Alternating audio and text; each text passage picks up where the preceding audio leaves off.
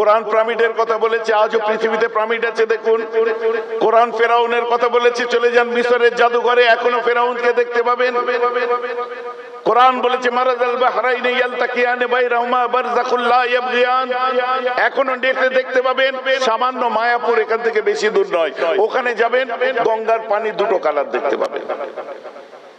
আল্লাহ কোরআনে বলছেন কি বাইনাহুমা বারযাখুল লা ইয়াবগিয়ান, দুটো সমুদ্র বয়ে যাবে, মধ্যে কোনো পর্দা থাকবে না, কিন্তু এক পানি আর এক পানির সাথে মিশবে না। কোথায় মিঠা পানি, কোথায় নোনা পানি, কোথায় নীল পানি, কোথায় ঘোলা পানি, দেখবি সেখানে তোমরা অবাক হবে। তারপরেও আমি আল্লাহ, আমাকে কিসের জন্য এই দুই সম্প্রদায়ের মানুষেরা তোমরা মিথ্যা বলতে চাচ্ছ? এই যে আমার কথা বুঝতে পারছেন তো নাকি? আমরা পাথর দেখছি, রুবি দেখছি যেটাকে চুনি বলা হয়, চুনি দেখছি, ইয়াকুত দেখছি, নীলা যেটাকে বলা হয়। কোরআন বলে দিচ্ছে ইয়াখরুজু মিনহুমাল লুলু ওয়াল মারজান, ওই সমুদ্রের নিচ থেকেই তৈরি হয়েছে চুনি পাথর, মারজান পাথর। আজ দেখুন কি বলে অ্যাস্ট্রোলজিস্টরা, তারা সব পাথর দিচ্ছে, কিন্তু কোরআন ১৫০০ বছর আগে আমাদের বলে দিয়েছে। আর কোথা থেকে এলো? যিনি বলছেন যে আল্লাহ কোরআনে কথা বলেছেন পৃথিবীর সর্বকনিষ্ঠ ধর্ম ইসলাম, রং, ভুল থিওরি।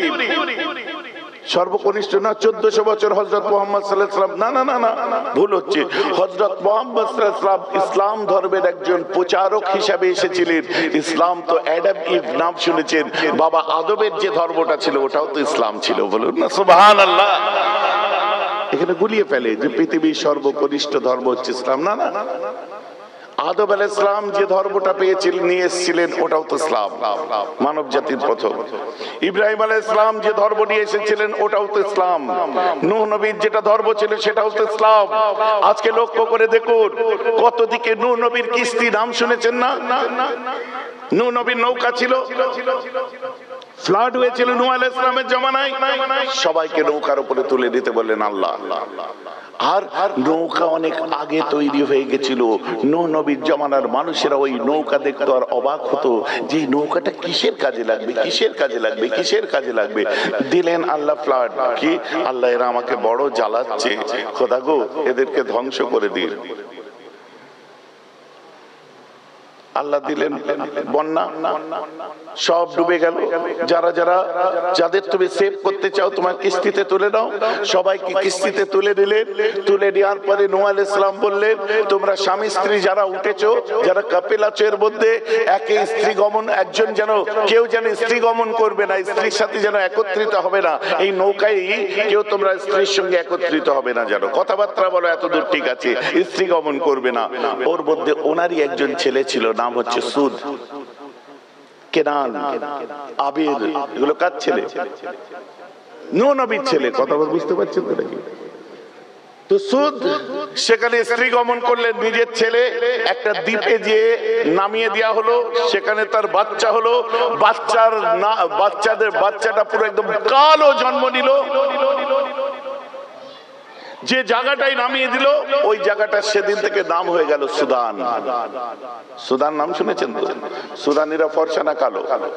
এই সুদানের নামকরণ হচ্ছে সুদ, নূহ নবীর ছেলে। ওই যে নামিয়ে দিয়েছিল, কালো সন্তান জন্মেছিল। যেহেতু নূহ নবী বলেছিলেন তোমরা স্ত্রী গমন করবে না কেউ, তো ওনার নিজের ছেলে করে ফেলেছিলেন। কিস্তি থেকে নামিয়ে দেওয়া হয়েছিল, যেখানে বাচ্চাটা হলো কালো বাচ্চা হলো, যেহেতু সুদের বাচ্চা ওখানে, সুদ নূহ নবীর ছেলে, জায়গাটার নামই হয়ে গেল সুদান। সুদানের হিস্ট্রি খুলুন, দেখতে পাবে। কথাটা বুঝতে পারেন? একাডেমিক কোয়ালিফিকেশনে এসব পাবেন না। এই রিসার্চ করেন, যত পড়বেন তত বাড়বে।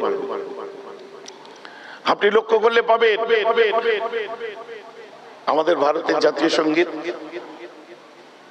পাঞ্জাব, সিন্ধু, গুজরাট, মারাঠা, দ্রাবিড়, উৎকল, বঙ্গ, আমরা পড়েছি না? পাঞ্জাব পাঞ্জাবিরা, সিন্ধু সিন্ধিরা, গুজরাটি গুজরাটিরা, মারাঠা মারাঠিরা, আর উৎকল কারা? উড়িষ্যারা, উড়িষ্যারা। দ্রাবিড় কারা? দ্রাবিড়, উৎকল, বঙ্গ, বঙ্গ বাঙালিরা। এই দ্রাবিড় কারা? হিস্ট্রি অফ এরিয়ান দেখুন। হিস্ট্রি অফ এরিয়ান দেখলে অবাক হয়ে যাবে। নূহ আলাইহিস সালামের ছেলের নাম ছিল আবির। আমরা শুনেছি কলম্বাস কোথা দিয়ে গেছে, এত গভীর আলোচনায় গেলে সব উপর দিয়ে যাবে, আমি যাচ্ছি না অত ভিতরে।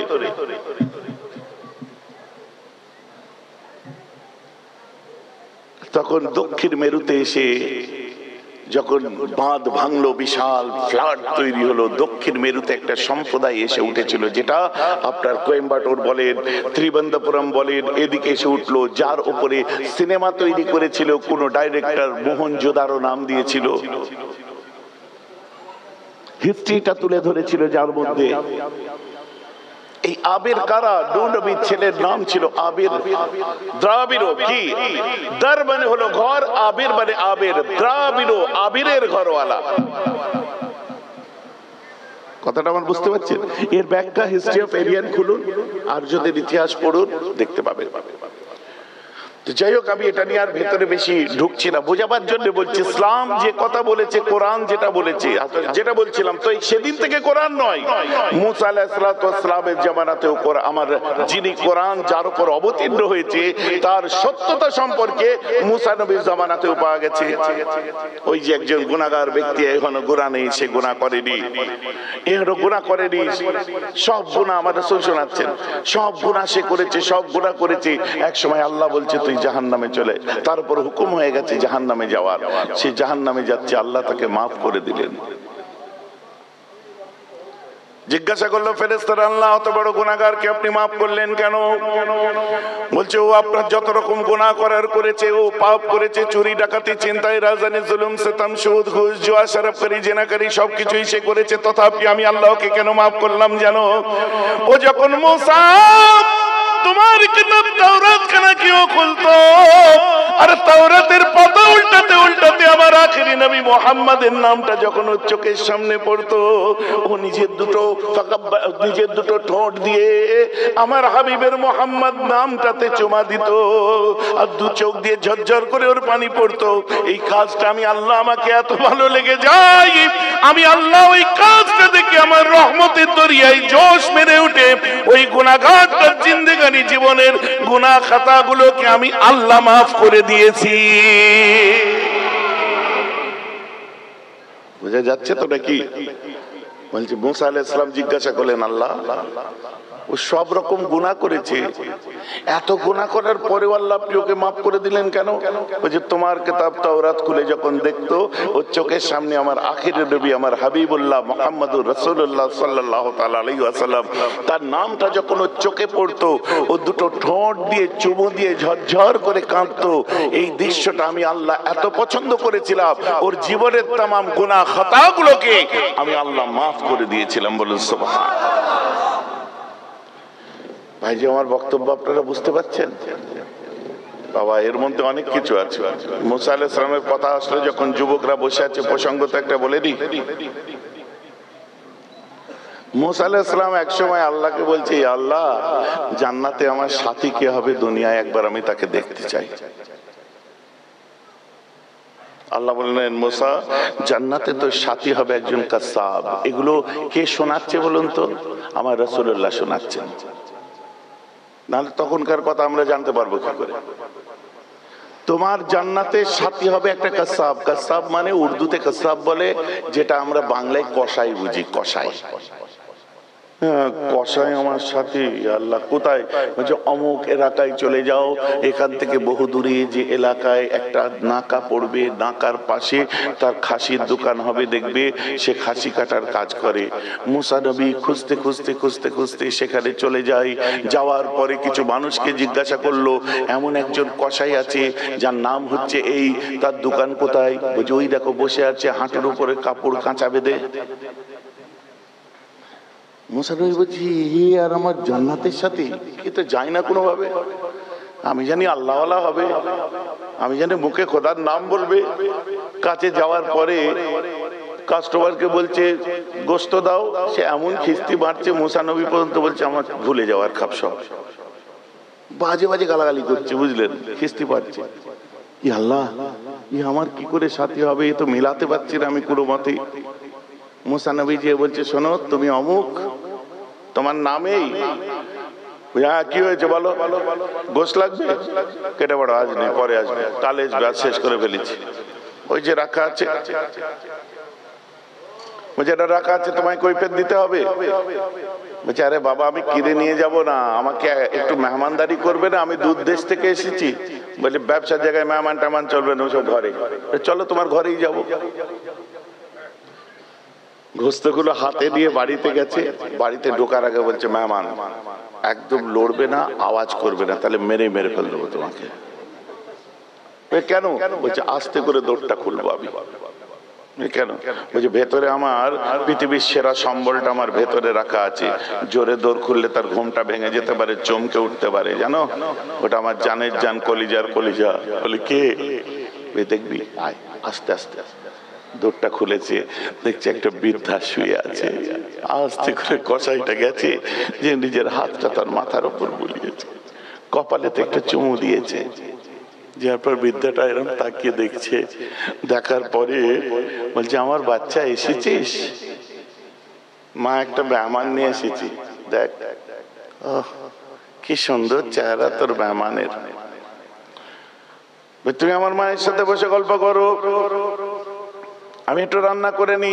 সোজা যে মাকে গোসল টোসল করিয়ে পরিপাটি করে সুন্দর করে নিজের হাতে দাঁতে করে ধরে চুল বেঁধে দিচ্ছে, দাঁতে করে ধরে চুলগুলো বিনুনি করে সুন্দর করে দিয়ে বলছে মা তোকে এখন কি সুন্দর দেখতে লাগছে, বলে কপালে একটা চুমা দেয়। দেওয়ার পরে রান্নার কাজ আরম্ভ করে। মুসা কালিমুল্লাহ দু চোখ দিয়ে তখন পানি পড়তে আরম্ভ করে দেয়, দু চোখ দিয়ে পানি পড়ছে। তখন মা পৃথিবীতে তুলনা নেই। মুসা নবী বলছে তোমার ছেলে কি করে? বলছে গুনাহগার, খাতাকার, সিয়াকার, দুনিয়ায় সব রকম গুনাহ আমার ছেলের আছে, কিন্তু মা তো কি করব, দোয়াই করতে হয়।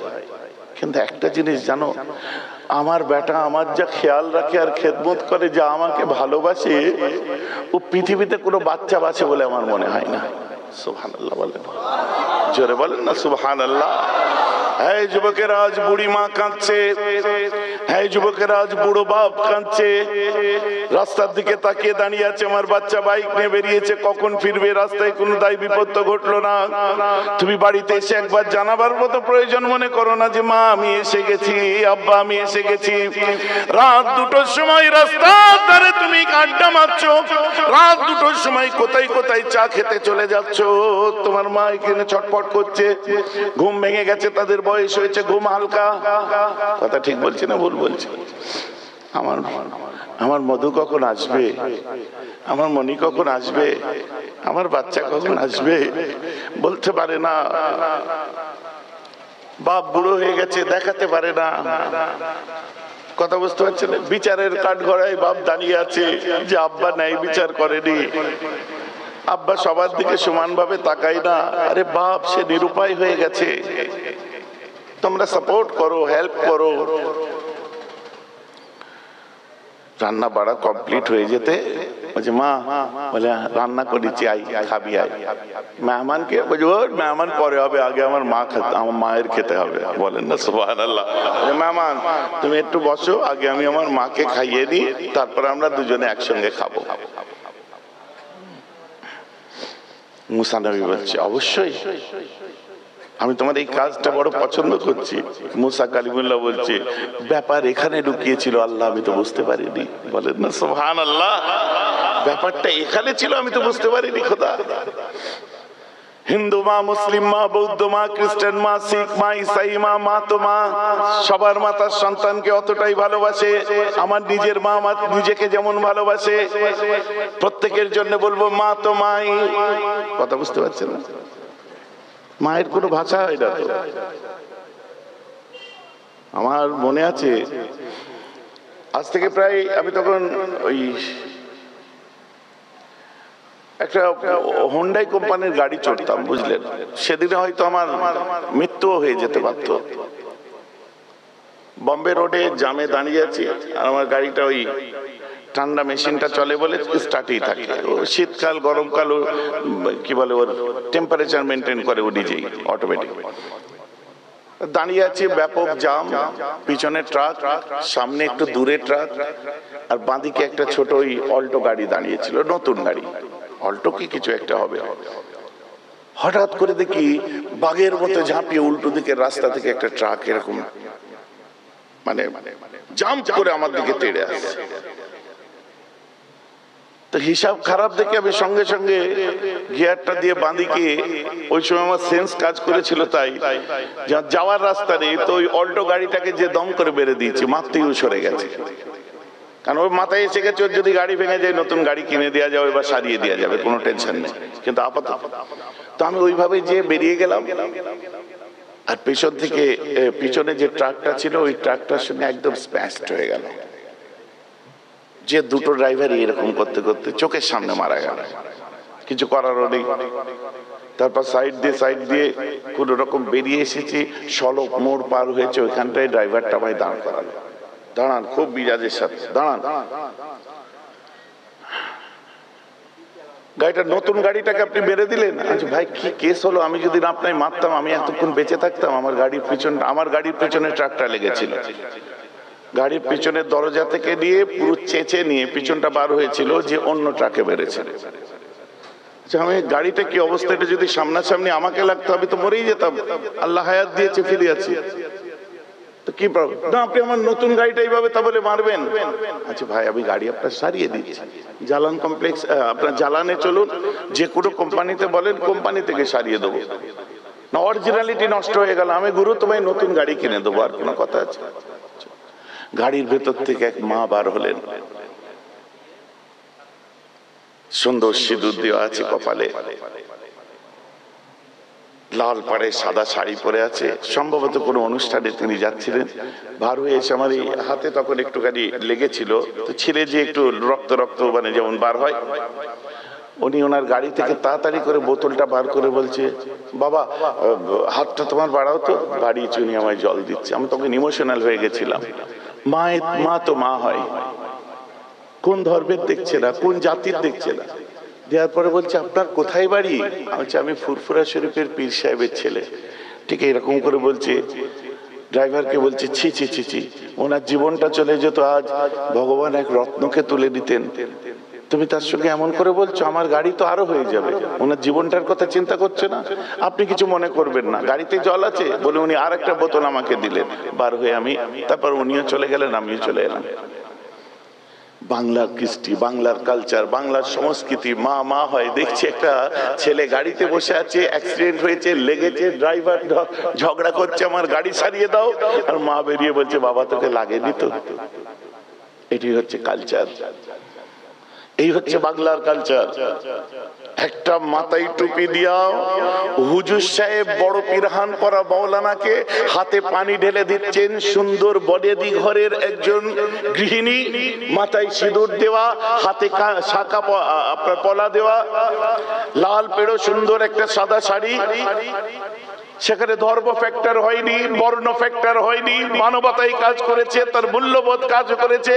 পৃথিবীর বুকে আমি এই জিনিসটাই আমি বলতে চাই, সব ধর্ম সম্প্রীতির শিক্ষা দেয়, মানবতার শিক্ষা দেয়, মূল্যবোধের শিক্ষা দেয়, মানুষকে ভালোবাসার শিক্ষা দেয়। সব ধর্ম দিয়েছে, আমার ধর্ম দিয়েছে। সবাই সব ধর্ম যে যার ধর্ম নিয়ে খুশি, আমরা আমার ধর্ম নিয়ে খুশি। জোরে বলুন সুবহানাল্লাহ। বক্তব্যটা বুঝতে পারছেন তো নাকি? তো এখন এ কি করেছে,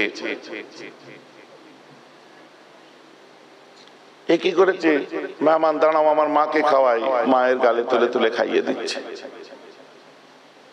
গালে তুলে তুলে খাইয়ে দিচ্ছে। মা চিবাতে পারছে না, নিজের হাতে দিয়ে মুখের মধ্যে দিয়ে চিবিয়ে মায়ের মুখে তুলে দিচ্ছে।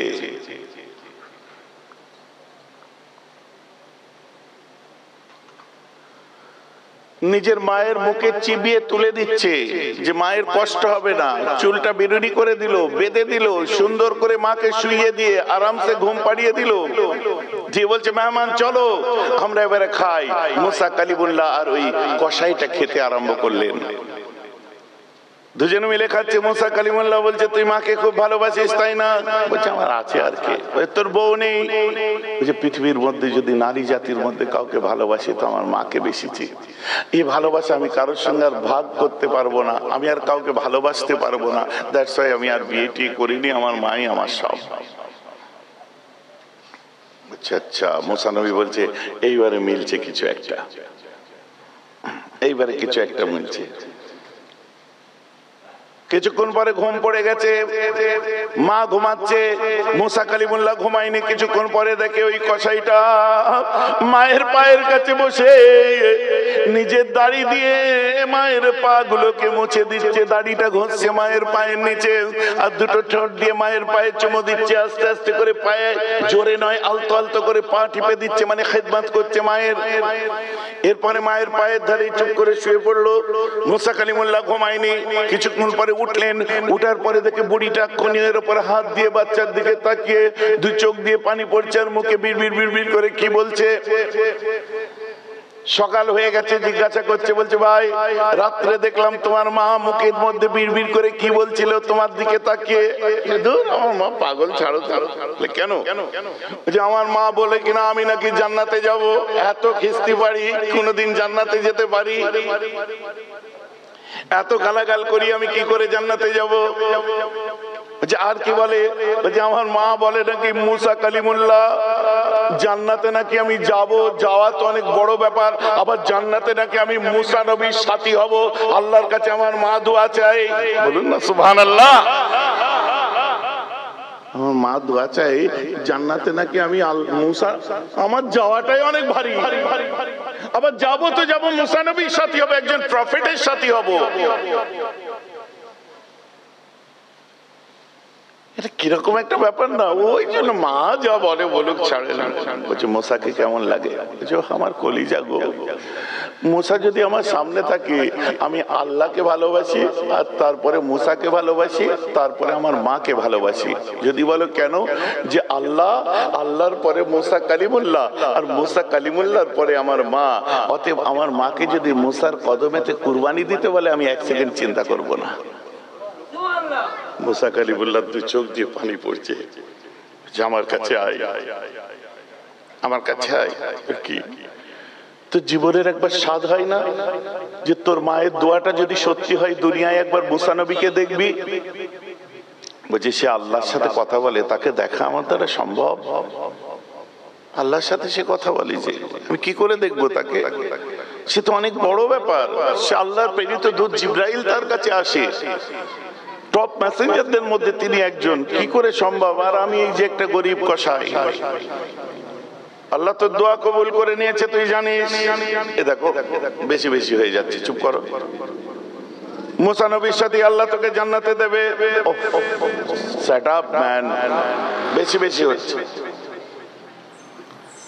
বোকা কোথাকারে, তোর জীবনের স্বপ্ন যে মুসাকে তুই দেখতে চাস, সেই মুসা আল্লাহকে জিজ্ঞাসা করেছিল যে আমার আল্লাহ, মুসার জন্য জান্নাতের সাথী কে হবে?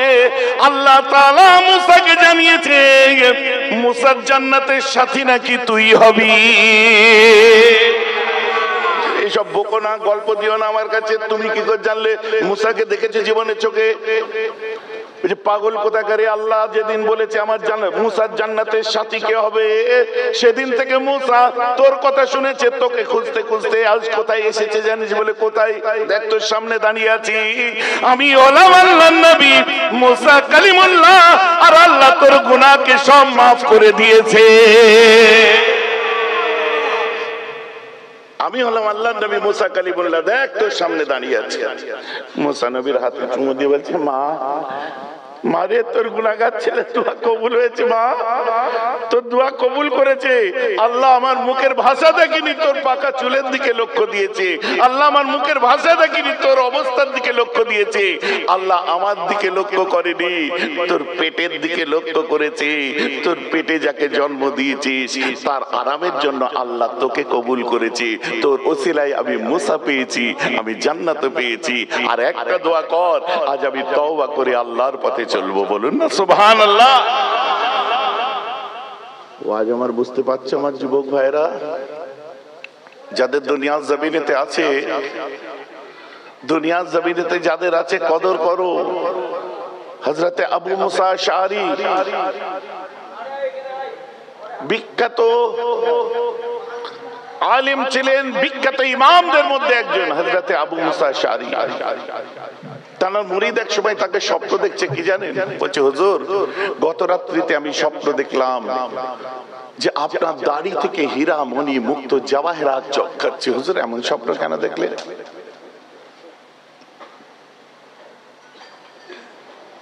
কবে দেখেছো? বলছে গত রাত্রে স্বপ্ন দেখেছি। ক্বালা সাদাকতা, তিনি বললেন তুমি সত্য স্বপ্ন দেখেছি। লিআন্না মাসাতুল বারিয়াতা বিহা কদমা উম্মি। ভাই যে আমার কথা বুঝতে পারছেন? আজ অন্য কোনো ওয়াজ না, মাহফিল অনুযায়ী যেটা বলছি, যে তুমি সত্য স্বপ্ন দেখেছো গত রাত্রিতে। জগৎ বিখ্যাত মুহাদ্দিস, মাফ করবেন, আবু ইসহাক রাহমাহুল্লাহ, আবু মুসা আশআরী বলছে না, আবু ইসহাক রাহমাহুল্লাহ জগৎ বিখ্যাত মুহাদ্দিস, তাকে স্বপ্ন দেখছে তার মুরিদরা, হুজুর গত রাত্রিতে দেখছি আপনার দাড়ি থেকে হীরামণি মুক্ত জওয়াহিরাত চমকাচ্ছে। কেন হুজুর? বলছে ক্বালা সাদাকতা, তোমরা সত্য দেখেছো। লিআন্না মাসাতুল বারিয়াতা বিহা কদমা উম্মি, গতকাল ঈশার সময় মায়ের কাছে গেছিলাম, আমার মা উযু করে এসেছিল আর আমার মায়ের আযাগুলো সব ভিজে ছিল, ওযুর জায়গাগুলো ভিজে ছিল। ওই সময় আমি আমার মায়ের পাটাকে আমি আমার নিজের দাড়ি দিয়ে মুছিয়ে দিচ্ছিলাম। আমার মা কাপড় দিয়ে হাত টাত মুছছিল, আর আমার পাটা যখন ভিজেছিল আমি আমার দাড়ি দিয়ে আমার মায়ের কদমটাকে মুছিয়ে দিচ্ছিলাম। ঠিক দেখেছো, ওটা হীরামণি মুক্ত জওয়াহিরাত নয়, তুমি ওটা আমার মায়ের পায়ের পানি দেখেছিলে। আল্লাহ যেটাকে হীরামণি মুক্ত জওয়াহিরাত করে আমার দাড়ি দিয়ে জাহির করেছে। বলুন না সুবহানাল্লাহ। যাদের দাড়ি আছে একবার মায়ের কদমে দাড়িটা দিয়ে যে বুলিয়ে মায়ের পায়ের পানিগুলোকে মুছিয়ে দেবেন। সুযোগ বারবার পাবেন না, পাবেন না। আম্মা উজু করে যখন এসে বসবে, সোফার উপরে, পালকের উপরে, খাটের উপরে, তক্তপোশের উপরে, পাটা লম্বা করে দেবে। মা একবার পাটা লম্বা কর, দাড়িটাকে দিয়ে সুন্দর করে মায়ের কদমে নিয়ে যে সুন্দর করে কদমটাকে মুছিয়ে দেবেন। কথা বুঝতে পারছেন না? দেখবেন আপনারও ইনশাআল্লাহ দাড়ি থেকে হীরামণি মুক্ত জাহির করে দেবে কিয়ামতের দিনে আল্লাহ। বলেন না সুবহানাল্লাহ। ভাই যে আমার কথা বোঝা যাচ্ছে তো নাকি? আমি আলোচনা করতে এলাম একটা সফট কর্নার, পৃথিবীর বুকে সবকিছু যেখানে লুকিয়ে আছে সেটা হচ্ছে আপনার প্যারেন্টস, আপনার আব্বা, আপনার মা, ওর মধ্যেই সব সীমাবদ্ধ। আমি খুশি হই তাদের উপরে। আরে গরিব হোক, দুঃখী হোক, দিন দুঃখী হোক, যাই হোক, মা তো মা হয়, বাপ তো বাপ হয়, সে যে জাতির যে ধর্মেরই হোক না কেন। আমার মুসলমান বলতে বলতে অনেক দূরে চলে এসেছি। আমার বক্তব্যের মূল উদ্দেশ্য ছিল যেটা, যে পৃথিবীর জমিনে একটা নজরিয়া, জীবনের একটা ফেল, একটা আফআল, কিছু কিছু আফআল আপনার জিন্দেগির নজরিয়া চেঞ্জ করে দিতে পারে। হোয়াটএভার, আপনি নামাজি হয়েছেন, রোজদার হয়েছেন, আপনি আপনার ইবাদত করছেন, বান্দেগি করছেন, সবকিছু করছেন, কিন্তু আপনার কোথাও যেন একটা ছাড়া চলে যাচ্ছে, ভুল হয়ে যাচ্ছে। যে জায়গাটা আপনি নজরআন্দাজ করছেন, খেয়াল করছেন না, আল্লাহ তাআলা হতে পারে ওই ছোট জিনিস যেটা ছেড়ে যাচ্ছে ওর মধ্যে আপনার মাগফিরাত রেখে দিয়েছে। ওই জিনিসটাকে আপনি নিজে নিজের উপর কাজ করে খুঁজে বার করুন যে কোন জিনিসটা আমার ভুল হচ্ছে, একটু আমি দেখি। ভাইজান কথা বুঝতে পারছেন? নিজের উপর কাজ করুন। ভাইজান নিজের উপর কাজ বলতে ঠিক তেমন, যেটা পরচর্চায় টাইম নষ্ট করছে কোনো ভাই, যেটা পরনিন্দায় টাইম নষ্ট করছে কিছু কিছু ভাই, যেটা গীবতে টাইম নষ্ট করছে কিছু কিছু ভাই, কিছু কিছু বলছি কিন্তু আমার কথা মাইন্ড করবেন না। অনেক ভাই দেখুন নিজের চিন্তা ভাবনা করার টাইম নেই, অপরের নিয়ে দুশ্চিন্তায় পড়ে যাচ্ছে। কি করে কি হবে রে, ও এত বেড়ে যাচ্ছে কেন, ওর বাড়ি গাড়ি হচ্ছে কেন, ওর এই হচ্ছে কেন, ওর সেই হচ্ছে কেন, ওর কথা বুঝতে পারছেন? আরে খোদা টিকি ধরে তুলছে, আর কেউ যদি ঠ্যাং ধরে টানে লাভ হবে কি? হযরতে আবু হুরায়রা রাদিয়াল্লাহু আনহু, রাসূল পাকের সবথেকে বেশি যারা হাদিস রিওয়ায়াত করেছেন তাদের মধ্যে একজন হচ্ছে হুজুর হযরতে আবু হুরায়রা রাদিয়াল্লাহু আনহু। শুনেন ভালো করে। আল্লাহ রাসূল একদিন বললেন, হে আমার সাহাবারা, তোমরা আমার কাছে দোয়া চাও। কে কি দোয়া চাইছো চাও। আর আবু হুরায়রা হুজুরের মনে বড় দুঃখ ছিল, তার মা ছিলেন অমুসলমান। বড় দুঃখ ছিল। হ্যাঁ, আল্লাহ রাসূলের সাহাবার মা অমুসলমান ছিলেন। হ্যাঁ, তখন ইসলামের সুশীতল ছায়া আসেনি। আল্লাহ রাসূলকে বলছেন, ইয়া রাসূলুল্লাহ, আপনার কাছে আমি দোয়া চাই, আল্লাহ যেন আমার মাকেও আপনার গোলামা করে নেয়, আমার মাকেও যেন ইসলামের সুশীতল ছায়া এনে দেয়। আল্লাহ রাসূল বললেন, যাও, আমি দোয়া করছি, আল্লাহ কবুল করে নেবে। হযরত আবু হুরায়রা হুজুর দৌড়তে আরম্ভ করেছে বাড়ির দিকে, ছুট ছুট ছুট। আর তখনকার দিন সোলজার, সব ট্রেনিং প্রাপ্ত, দৌড় সবকিছু তিনি পাচ্ছেন। সাহাবা একরামরা বিশাল স্পিডে দৌড়চ্ছে, আরবের বোর প্রান্তে ঝড় তুলে দিয়েছে। আরে বাপরে বাপ, কি ব্যাপার, এত জোর আবু হুরায়রা দৌড়চ্ছে, কি ব্যাপার? একজন জিজ্ঞাসা করছে, আরেকজন সাথী জিজ্ঞেস করছে, আবু হুরায়রা এত জোর দৌড়াচ্ছেন কেন? বলছে, আমি দেখতে চাই আমার বাড়িতে আমার রাসূলের দোয়া আগে পৌঁছায় না আমি আগে পৌঁছাই। দৌড়ে যে বাড়িতে গেছে, দেখে গোসলখানা থেকে সুন্দর করে কাপড় পরে, একদম সুন্দর লেবাসে, সুন্দর ড্রেসে, সুন্দর পোশাকে বেরিয়ে বলছে, আবু হুরায়রা আসসালামু আলাইকুম। মা, তুই সালাম দিচ্ছিস? বলছে, আমি অন্তর থেকে আমার ভিতরে কি হয়েছে কি জানি, আল্লাহকে এক বলে মেনে নিয়েছি, আল্লাহ ছাড়া কোনো মাবুদ নেই, আর মুহাম্মদকে আমার রাসূল বলে কবুল করেছি। বলুন না সুবহানাল্লাহ। আবু হুরায়রা মায়ের হাত ঝরঝর করে কাঁদছে, আল্লাহকে বলছে, আল্লাহ, আমি আবু হুরায়রার এখন যদি মওত হয়ে যায় আমার আর কোনো দুঃখ থাকবে না, যে আমার মাকে আমি দেখে যেতে পারছি। ভাই, যে আমার কথা বোঝা যাচ্ছে? এই মহব্বত ছিল, এই ভালোবাসা ছিল, অস্বীকার করার কোনো জায়গা থাকে না। মুসলমান, আপনি অস্বীকার করতে পারবেন না। ঠিক এইরকমই ঘটনা পরস্পর যদি আপনাদের বলতে থাকি। দিন দুনিয়ার বাদশা কায়নামদাদ সাল্লাল্লাহু তাআলা আলাইহি ওয়াসাল্লাম এক সময় যখন ভোর বেলায় আমার রাসূল নিজের ঘরে সুবে সাদেকের সময়, মানে ফজরের আজানের পূর্বে আমার রাসূল ইবাদত করছেন, নামাজ পড়ছেন নিজের ঘরে, আল্লাহর ইবাদত করছেন। নবুয়ত প্রাপ্তির পরে পরে কিছুদিন আগে পরের কথা, আমার নবী ইবাদত করছেন। অনেকের মনে আসবে এখন যে তাহলে নবুয়ত পাওয়ার আগে রাসূল কি করতেন, কোন ধর্মে ছিলেন? তখন তো মানে তাহলে উনি কার উম্মত ছিলেন? আমার রাসূল কার উম্মত ছিলেন না। আমার রাসূল জমিনের মধ্যে যেসব শিরক বেদাত হতো, শুনে নেন আজকে যুবকরাও, এই ওয়াজ হট করে আপনার সামনে কেউ করবে না। আপনাদের মনে প্রশ্ন, তো আমার রাসূল নবুয়ত প্রাপ্তির আগে কোন দিকে ছিলেন? প্রশ্ন আসে না? কোন ধর্ম, কোন মতে চলছেন? ঈসা নবীর মতে, মুসা নবীর মতে, কোন মতে চলছেন? শুনেন, হযরত ইব্রাহিম আলাইহিস সালাতু ওয়াস সালামের মিল্লাতে ইব্রাহিমী আমরা, তাই তো নাকি? আমাদের মুসলমানদের জাতির পিতা হচ্ছে হযরত ইব্রাহিম আলাইহিস সালাম। কোরআন বলছে, ধর্মীয় প্রেক্ষাপট থেকে আমরা এটাই বলি আর বলে যাব, হযরত ইব্রাহিম আলাইহিস সালাম আর মানব জাতির পিতা আদম আলাইহিস সালাম। তো ইব্রাহিম আলাইহিস সালাম তিনি যে ধর্ম, যে কৃষ্টি কালচার রেখে গেছিলেন, নবী পাকের জমানা পর্যন্ত বহু মানুষ এই মতে চলতেন। তার মধ্যে একজন আম্মা খাদিজা চলতেন, তার মধ্যে অনেক আলেমরা ছিলেন, জ্ঞানীগুণী মানুষেরা ছিলেন, তারা চলতেন।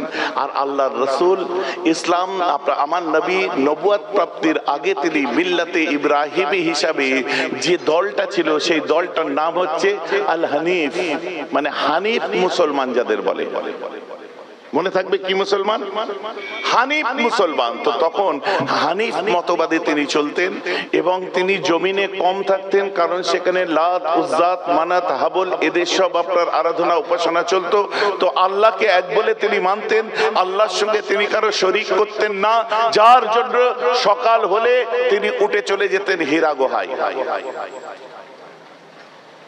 সারা দিন থাকতেন, সারা রাত থাকতেন, জমিনেতে তিনি আসতেন না, উনি হেরা গুহার উপরে থাকতেন। যারা উমরা করেছেন, হজ করেছেন, হেরা গুহা কত উঁচুতে আপনারা জানেন তো? ওই পাহাড়ের উপরে উঠে যেয়ে বসে থাকতেন, আল্লাহর ইবাদত করতেন। আল্লাহ এক, আল্লাহ ছাড়া কোন রকম কোন শিরক তিনি করতেন না, আল্লাহর সঙ্গে কারো শরীক করতেন না। এমত অবস্থায় একদিন জিবরাইল আসলেন, আমার রাসূলকে ওহী দিলেন, ওহী এনে দিলেন। আল্লাহর প্রেরিত দূত আসলো, আমার নবী ওহী প্রাপ্ত হলো, নবুয়ত প্রাপ্ত হলো। ফিরে আসার পরে আম্মা খাদিজাকে বললেন, খাদিজা আমার কাছে একজন এসেছিল, আমাকে পড়তে বললো। তো আপনি কি বললেন? আমি প্রথমে বলেছিলাম মা আনা বেকারি, মা আনা বেকারি, আমি পড়তে পারবো না। তারপর বললো, বুকে চাপ দিল, ফের পড়তে বললো। 7 রকম ভাবে ওই এসেছে, বুঝলেন? আমি একটু বোঝাবার জন্য বলছি। আর এখন আর বেশি ওই সমস্ত জিনিস নিয়ে নাড়াঘাটা করছি না। কোন সমস্ত জিনিস বুঝতে পারছেন তো ভালো করে। আর উম্মি টুম্মি এসব নিয়ে আর নাড়াঘাটা করছি না ইদানিং। কেন বলেন তো? এত গুরুত্ব দিয়া আমার মনে হচ্ছে ঠিক নয়। কেউ যদি আপনার এমন কথা বলে থাকে, যতটুকু বলেছি অতটুকুই যথেষ্ট। ভাইজান কথা বুঝতে পারছেন না? আমার গুরুত্ব দিয়া মানুষ এখন চাই যে বাজার তৈরি করা, আর আমি যত গুরুত্ব দেবো তত বাজার তৈরি হবে। জাতিকে জানাবার দরকার ছিল, বোঝাবার দরকার ছিল আমার রাসূলের জ্ঞান কতটা ছিল। এনাফ আমি জানিয়ে দিয়েছি, আমার স্ট্যান্ড পয়েন্ট আমি জানিয়ে দিয়েছি। মাশায়েখে ফুরফুরা শরীফের কিতাবকে সামনে রেখে ওই হড়ে গড়ে গুলিয়ে মিলিয়ে বুঝিয়ে দিলে, বই দেখে দেখে বুঝিয়ে দিলে হবে না গুরু। যেখানে ওই কথাগুলো, যে কথাগুলো লেখা আছে ওই কথাগুলো আমি অনেক আগে থেকেই বলে আসছি। কথাটা আমার বুঝতে পারছেন? অতএব এ নিয়ে আর নাড়াঘাটা আমি করতে চাই না, কারণ এই আমার 17 বছর আগেকার বক্তব্য। যখন কোন ডক্টর বেরিয়ে রাসূলের ইলম সম্পর্কে প্রশ্ন তুলে উম্মি বলেছিল, যখন আপনার বাংলাদেশ থেকে কেউ কেউ বক্তব্য দিতে যে আমার রাসূলের ইলম, আজ থেকে 5-7 বছর আগে ইলমের কথা বলতে গিয়ে আমার রাসূলকে উম্মির ব্যাখ্যা নিরক্ষর করেছিল, তখনও আমি যেমন গর্জে উঠেছিলাম। প্রতি বছর স্কুল কলেজে যারা পড়ো তাদেরকেও শুনতে হয় মুসলমানদের বেশি পড়তে নেই, কারণ তাদের নবী পড়তে লিখতে জানতেন না, যার জন্য মুসলমানরা বেশি পড়ে না। এই বদনাম যে শুনতে হয়, তাই কখনো উইলিয়াম মুরের উক্তি তুলে দিই, কখনো ডেভিড পোর্টের উক্তি তুলে দিই, কখনো আপনার বাসওয়াকার স্পিথের উক্তি তুলে দিই। বিভিন্ন ভাবে আমার রাসূলের জ্ঞান, ইলম, তিনি কতটা জাননেওয়ালা সেটাই আমি সামনে তুলে ধরেছি বারবার। রেকর্ডিং গুলো বারবার শুনতে থাকলে কমপ্লিট হয়ে যাবে। চলুন যেটা বলছিলাম, জিবরাইল আলাইহিস সালাতু ওয়াস সালাম বারবার চাপ দেওয়ার পরে আমার রাসূল পড়তে আরম্ভ করে দিলেন। 5টা আয়াত নাযিল হয়েছিল ইকরা বিসমে। শর্ট সংক্ষেপ করছি, বেশি সময় নেই। দুনিয়ার বাদশা কায় নামদার আম্মা খাদিজাকে এসে বলেন, খাদিজা কোন একটা যেন আর্থকোয়েক হলো মনে হলো, একটা ট্রিমার হলো মনে হলো, আমার উপর দিয়ে একটা বিশাল কিছু পার হলো। ঠক ঠক করে আমার রাসূল কাঁপছেন আর বলছেন, জাম্মিলুনি, আমাকে চাপা দাও। আম্মা খাদিজা চাপা দেয়, আমার রাসূল বলে, জাম্মিলুনি, চাপা দাও, ভালো করে চাপা দাও। কিছুক্ষণ পর আমার রাসূল যখন একটু নিজে শান্তি মনে করলেন, একটু স্টেবল মনে করলেন, আম্মা খাদিজাকে বলে, খাদিজা আমি কি তোমার কোলে একটু মাথাটা রাখতে পারি? হুজুর আপনার প্রপার্টি, রাখুন না, কি অসুবিধা? আমার রাসূল আম্মা খাদিজার কোলে মাথা রেখেছেন, দেখে আমার রাসূল আরাম করছেন। কিছুক্ষণ পরে বলছে, খাদিজা তোমার চেহারার দিকে দেখলে আমি প্রশান্তি লাভ করি। বলেন না সুবহানাল্লাহ? তোমাকে দেখলে আমি একটা স্নিগ্ধতা বোধ হয়, তোমাকে দেখলে আমার চেহারা, আমার চোখটা ঠান্ডা হয়। খাদিজা, স্ত্রীর কোলে মাথা রেখে শোয়াটাও হচ্ছে আমার রাসূলের সুন্নাত। জোরে বলুন সুবহানাল্লাহ। বুঝে যাচ্ছে তো নাকি? নবীজি মাঝে মধ্যেই শুয়ে পড়তেন। আবার প্রসঙ্গ তো আসলো, আরেকটা বলে ফেলি। এই তো করতে এসেছি নাকি গো, এইগুলোই তো বলতে এসেছি নাকি? তো যতটা যেভাবে বাড়ে বাড়ুক না, আপনাদের টাইম আছে তো হাতে, এগুলোই তো বলতে এসেছি। কোনো পার্টিকুলার সাবজেক্ট ঠিক করে সামনে আপনার ইলেকশনে কি হবে এগুলো তো এখন বলছি না, আর ওগুলো আমি বলিও না। আমি তো নবীজির কথা বলছি। Perhaps the greatest leader of all times was Muhammad sallallahu alaihi wasallam, বিশ্বের বুকে সর্বকালের শ্রেষ্ঠ লিডার যিনি, তার কথা বলছি আমি। বুঝে যাচ্ছে? আমার রাসূল বসে আছেন, আকাশে সেদিন তারকার ফুল ফুটে গেছে। আম্মা আয়েশা আসলেন। আম্মা আয়েশা আসা মাত্র আমার রাসূল, আম্মা বসতেই আমার রাসূল বলছে, আয়েশা তোমার কোলে আমি একটু মাথা দিয়ে শুলাম। শোন হুজুর, রাসূল আম্মা আয়েশার কোলে মাথা দিয়ে শুয়েছে। আম্মা আয়েশা বসে থাকতে থাকতে আকাশের দিকে তাকিয়ে এদিক দেখছে, ওদিক দেখছে, এদিক দেখছে, এদিক দেখছে, দেখছে আকাশ তারকায় ভর্তি হয়ে গেছে। আম্মা আয়েশা মনে মনে ভাবছে, এই এত আকাশে তারকা আছে, এই তারকা পরিমাণ নেকি কি আল্লাহ কারো আমল নামায় দিয়েছে? এত নেকি কি কারো হতে পারে? কি চিন্তা করছে? সামনে আমার বিবাহ বার্ষিকী আছে, এটা কিনতে হবে, আমার অমুক কিনতে হবে, তমুক কিনতে হবে, যা কয় আমাজনে এটা দেখলাম কেমন লাগছে, ফ্লিপকার্টে অর্ডার দেবো, তুমি দিয়ে দাও। বুঝতে পারছেন তো? আমার রাসূল আছে আকাশের দিকে তাকিয়ে বলছে, কত তারা আকাশে, এই এত তারকা পরিমাণ নেকি কি কারো আছে? না না, আমি একবারও বারণ করছি না, স্ত্রীর শখ সাধ যে মেটাবেন বারণ করছি না, কারণ ও আপনার কাছেই তো আবদার করবে, আর কার কাছে করবে? ভাই যে আমার কথা বুঝতে পারছেন কি? ও তো আপনার কাছেই আবদার করবে। কিন্তু ওই সময় আল্লাহ রাসূল দেন দুনিয়ার বাদশা কোলে মাথা দিয়ে শুয়েছে। আম্মা আয়েশা আসমানের দিকে তাকিয়ে বলছে, হুজুর হাল ইয়াকুন আহাদিম মিনাল হাসানাতি আদাদা নুজুমিস সামাই। হুজুর গো দেখুন দেখুন, আসমান ভর্তি তারা দেখতে পাচ্ছি, এত তারকা পরিমাণ আল্লাহ জমিনে কোন বান্দারকে আল্লাহ নেকি দান করেছেন? আমার রাসূল কোনো কথা না বলে চুপ করে তাড়াতাড়ি উত্তর দিয়ে বললেন, ক্বালা উমারা, আসমান ভর্তি তারকা পরিমাণ নেকি যদি কারো থাকে, ওটা আমার সাহাবা আল্লাহ ওমর ফারুকের নামায়ে আমলে দিয়ে দিয়েছে। ক্বালা উমারা, এটা ওমর ফারুকের এত নেকি আছে। কত নেকি? আসমান ভর্তি তারকা সমান নেকি কার আছে না মা বলে? কিন্তু আম্মা আয়েশা কার মেয়ে ছিলেন? আচ্ছা ভুলে গেছি, দেন দেন দেন, এটা ফেলে দিয়ে ওই কাপে ঢেলে দেন। আম্মা আয়েশার আব্বার নাম কি একটু বলুন তো সবাই, সকলে মিলে বলুন। মেয়ের আগে বাপের কথা মনে হবে। আল্লাহ রাসূলকে বলছে, হুজুর ওমর ফারুকের যদি এত আকাশ ভর্তি তারা সমান হয় তো আর বেশি কোথায়, তো পুরোটাই হয়ে গেল। তাহলে আমার আব্বা আবু বকরের কত নেকি, আপনার বন্ধুর কত নেকি? আমার রাসূল চোখ ভরা পানি নিয়ে বলেছিলেন, আয়েশা চিন্তা করো না, আল্লাহ তাআলা আসমান ভর্তি তারকা যদি ওমর ফারুকের নামায়ে আমলে দিয়ে থাকেন, ওটা আমার আবু বকরের একটা নেকির সমতুল্য। সবাই বলুন না সুবহানাল্লাহ, যে আবু বকরের একটা নেকির সমতুল্য। সে একটা নেকি কি? এতটুকু খালি শুনিয়ে দিই, বাইতুল মালে এক সময় অর্থের প্রয়োজন হয়, সাহাবাদের আল্লাহ রাসূল বলেন দান করো দান করো বলে মুসাল্লা পেতে দিলেন। আমার মুসাল্লা এসে দাও, দান করো। হযরত ওসমান গনি বিশাল ধনী ছিলেন, কি করলেন জানেন? যা সম্পত্তির 4 ভাগের 1 ভাগ পুরো রাসূলকে দিয়ে দিলেন। বলুন না সুবহানাল্লাহ। ওমর ফারুক এসে বলল, হুজুর নিস আমার যা সম্পত্তি। ওমর ফারুকও বিশাল ধনী ছিলেন।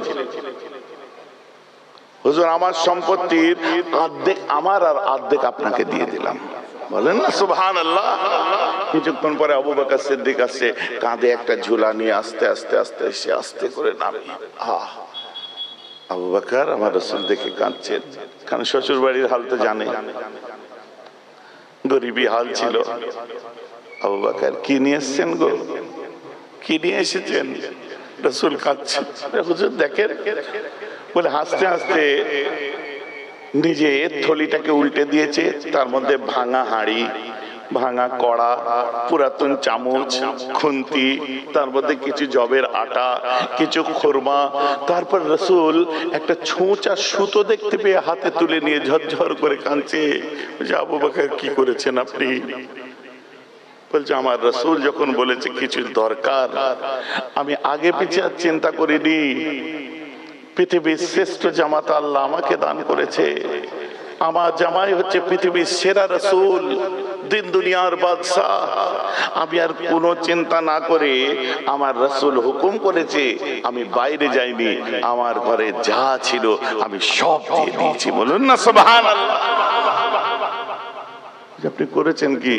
বাড়িতে শালিকা আছে আসমা, বাড়িতে আপনার বৃদ্ধ আব্বা আবু কুহাফা আছে, ওদের জন্য কি রেখে এলেন? বাড়িতে আপনার আব্বা বৃদ্ধ আব্বা আছে আবু কুহাফা, আয়েশার বোন আছে আসমা, ওনাদের জন্য কি রেখে এলেন? বলে কেন? মানে আবু বকর সিদ্দিক বলছে ওনাদের জন্য আমার বাড়িতে আমি আল্লাহর আপনাকে রেখে এসেছি, বাড়িতে আল্লাহকে আর আল্লাহর রাসূলকে রেখে এসেছি, আর আমার কিছু লাগবে না। এই দুজনের মহব্বতই আমার সংসারের জন্য যথেষ্ট। আবার দেখুন বলতে বলতে কত দূর চলে এলাম। আম্মা খাদিজা দিন দুনিয়ার বাদশা কায়ে নামদার আম্মা খাদিজাকে বলছে জানো আমার কাছে এসে একজন এরকম এরকম করে বললো, কি অবস্থা দেখো। বলছে আপনি কি করলেন? বলছে আমাকে এসে বললো এগুলো পড়ুন। তাহলে আপনি কি বুঝছেন? বলছে আল্লাহ ছাড়া কোনো মাবুদ নেই, এটাও আমাকে বলেছে। হ্যাঁ হ্যাঁ তাই নাকি? আর আপনি তার আখেরি নবী এটা বলেছে, তাই তো? তুমি কি করে জানলে?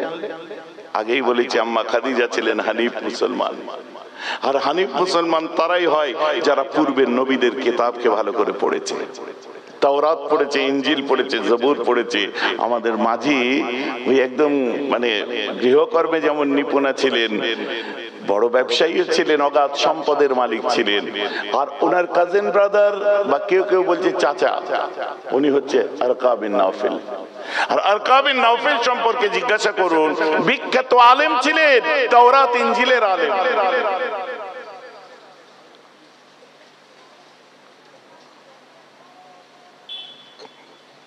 সোজা যে বলছে শোনেন, আপনাদের জামাই কি বলছে জানেন? বলে কি বলছে? আল্লাহ ছাড়া কোনো মাবুদ নেই আর উনি তার রাসূল।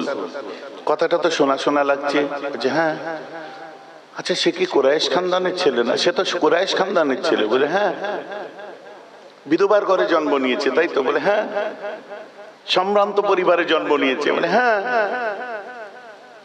ও বোধহয় খেজুরের দেশে হিজরত করবে, জানো? এটা বলতে পারবো না। আচ্ছা ও কি দান খায়রাত সাদকা নেয়? বলছে না এগুলো নেয় না। হাদিয়া নেয়? বলছে হ্যাঁ হাদিয়া নেয়। খাদিজা লক্ষ্য করবে ও দুই কাঁধের মধ্যে কবুতরের ডিমের মতো লাল বর্ণের কিছু আছে নাকি। বলছে আমি দেখেছি তো, দুই কাঁধের মধ্যে কবুতরের ডিমের মতো একটা আছে। যে খাদিজা তোমার স্বামী তো আখেরি জমানার নবী হয়ে গেছে। বলুন না সুবহানাল্লাহ। যাও চলে যাও। আম্মা খাদিজা এসে কোনো চান্স না দিয়ে সঙ্গে সঙ্গে আল্লাহ রাসূলের হাতে হাত দিয়ে বলে হুজুর দেরি করবেন না। বলে কেন? আপনি আজ আমাকে ঈমানের কালিমা পড়িয়ে দেন। আজ আমি প্রথম আপনার হাতে হাত দিলাম, কাউকে এই সুযোগ দিতে চাই না। ইসলামের প্রথম মুসলমানের খাতায় আমার নামটা 1 নম্বরে আনতে চাই। হুজুর আপনি সত্য কথা বলেছেন, আল্লাহ ছাড়া কোনো মাবুদ নেই, আর নিশ্চয়ই হলেন আপনি তার রাসূল। এই বলে ঈমানের কালেমা পড়ে আম্মা খাদিজা প্রথম মুসলমান হয়ে যায়। খবরটা যখন বেরোলো, আমার রাসূল মানুষ হয়েছিলেন কার কাছে? ছোট চাচার কাছে। মানে ছোট মানে ওনার আব্বার উপরের ভাই। সব ভাইদের মধ্যে লাস্টের দুজন যে ছিল, একজন আবু তালেব, একজন আব্দুল্লাহ। আব্দুল্লাহ রাসূলুল্লাহর আব্বা, আবু তালেব হযরতে আলী কারামাল্লাহু ওয়াজহুর আব্বা। তো যেমন নবীজি চাচার কাছে বড় হয়েছিলেন, তো চাচা মারা যাওয়ার পরে এটা পরের কথা বলছি, আগেও যে আল্লাহর রাসূল সাল্লাল্লাহু আলাইহি ওয়াসাল্লামের ঘরের লাগাও ছিলেন হযরতে আলী কারামাল্লাহু ওয়াজহু। একই বাড়ির মধ্যে মানুষ হয়েছেন, ঠিক আছে? হযরতে আলী সঙ্গে সঙ্গে আল্লাহর রাসূলকে বলছে আপনি সত্য কথা বলেছেন, আমিও এটা জানি, আমাকেও কলমা পড়ে মুসলমান করে দেন। বলুন না সুবহানাল্লাহ। আমার রাসূলের একজন মেড, আমার রাসূলের একজন সার্ভেন্ট ছিলেন, খাদেম ছিলেন, নাম হচ্ছে যায়েদ বিন হারেসা। আমার রাসূলের গোলাম ছিলেন। আল্লাহ ওই যায়েদ বিন হারেসা নালায়েন শরীফের গোলাম আমাদের করে দিন। বলুন না সুবহানাল্লাহ। রাসূলের গোলামের গোলামের গোলাম আমাদেরকে করে দিন। তাই অনেক বড় ব্যাপার। সে 3 নম্বরে কে মুসলমান হলো? সেই সিরিয়া থেকে ফিরলেন আবু বকর সিদ্দিক। শোনার পরে 4th নম্বরে মুসলমান হলেন কে? আবু বকর সিদ্দিক। আর আবু বকর সিদ্দিকের কথা সমাজে চলতো, গণ্যমান্য ব্যক্তি ছিলেন। উনি বেরিয়ে তালহাকে ডাকলেন, জুবাইরকে ডাকলেন, আব্দুর রহমান বিন আউফকে ডাকলেন, উসমান গনিকে ডাকলেন রিদওয়ানুল্লাহি তাআলা আলাইহিম আজমাইন। 4 জনকে ডেকে শোনালেন, জানে আবু বকর কোনোদিন বাজে কথা বলবে না, ও সত্য কথা বলবে। সঙ্গে সঙ্গে 4 জন মুসলমান হলো। ইন্টারেস্টিং ব্যাপার কি জানেন, এই উসমান গনি যে ফ্যামিলিতে জন্ম নিয়েছে ওই পরিবারটা আল্লাহ রাসূলকে দু চোখে দেখতে পারতো না। আল্লাহ রাসূল তো দূরের কথা, আল্লাহ রাসূলের আব্বাকেও দু চোখে দেখতে পারতো না, আব্দুল মুত্তালিবকেও দেখতে পারতো না, এমনকি আব্দুল মুত্তালিবের আব্বা হাশেমকেও দু চোখে দেখতে পারতো না। আপনারা শুনেছেন উমাইয়া পরিবার, তাই না? উমাইয়ারা আমার রসুলকে খুব জ্বালিয়েছিল, রসুলের আব্বাকে জ্বালিয়েছিল, রসুলের দাদুকে জ্বালিয়েছিল, রসুলের দাদুর আব্বা হাশেমকে জ্বালিয়েছিল। আব্দে মান্নাফের 6 জন সন্তান, এক পক্ষে ছিলেন 3 জন, এক পক্ষে 3 জন, হাশেম, মুতালিব, আব্দে শামস। হাশেম আর মুতালিব, বুঝতে পারছেন তো নাকি? হাশেম আর মুতালিব এক মতে চলতো। মুতালিবের বাচ্চা কাচ্চা ছিল না, হাশেমের ছেলে হচ্ছে আব্দুল মুত্তালিব, আব্দুল মুত্তালিবের ছেলে হচ্ছে আব্দুল্লাহ, আব্দুল্লাহর ছেলে হলো আমার সোনার রাসূলুল্লাহ। বলুন না সুবহানাল্লাহ। আর যে আমার এই 2 ভাইকে নিজের মায়ের পেটের ভাই, অথচ 2 ভাইকে দেখতে পারতো না, তার নাম হচ্ছে আব্দে শামস। আব্দে শামসের ছেলের নাম হচ্ছে উমাইয়া, উমাইয়ার এক ছেলের নাম হচ্ছে আবুল আস, আবুল আসের ছেলের নাম হচ্ছে আফফান, আফফানের ছেলের নাম হচ্ছে উসমান। মানে বিরুদ্ধ পরিবেশে মানে জন্ম নিয়েছিল, মানে বিরোধী পরিবারে। আবার দেখুন মজার ব্যাপার আরো ক্লিয়ার হয়ে যাবে। এই আপনার আব্দে শামসের ছেলে উমাইয়া, উমাইয়ার আরেক ছেলের নাম হচ্ছে হরব, হরবের হরবের ছেলের নাম হচ্ছে আপনার কি বলে আমিরে মাবিয়া, আমিরে মাবিয়ার ছেলের নাম হচ্ছে এজিদ। এবার বুঝতে পারছেন কেন ইমাম হোসেনকে মারার জন্য উঠে পড়ে লেগেছিল? কারবালা কোথায় আরম্ভ হয়েছে বুঝতে পারছেন?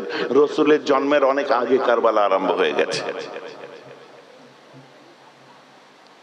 আমার বক্তব্য বোঝা যাচ্ছে? এই টোটাল যে কথাগুলো আমি বলছি না, এই উড়োওয়াজ না, এগুলো সব গবেষণামূলক আলোচনা।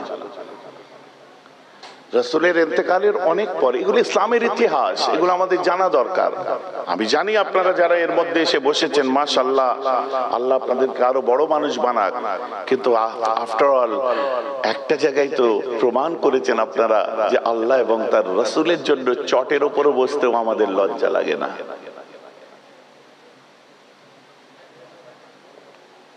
যত ধনী হয়ে যান, যত শিক্ষিত হয়ে যান, একটা জিনিস তো আপনারা প্রমাণ করেছেন শাবাশি দিয়ে আপনাদেরকে, যে আল্লাহ এবং তার রসুলের কথা শুনে লাস্টে তাবারুক আছে। তাবারুক ভিক্ষা করতে, যেখানে নিজের বাড়িতে রান্না করে 200-500 মানুষ আমরা খাইয়ে দিই, অথচ সেই মানুষগুলো তাবারুক ভিক্ষা করে নেবে, আমি দাও আমি পাইনি বলে ভিখারির মতো নেবে। এটাই আমাদের গোলামির সাবুত যে আল্লাহ তুমি যত বড়ই করে দাও, তোমার হাবিবের মিলাদের তাবারুক আমরা ভিক্ষা করেই নেব। বলেন না সুবহানাল্লাহ, সকলে বলেন না সুবহানাল্লাহ।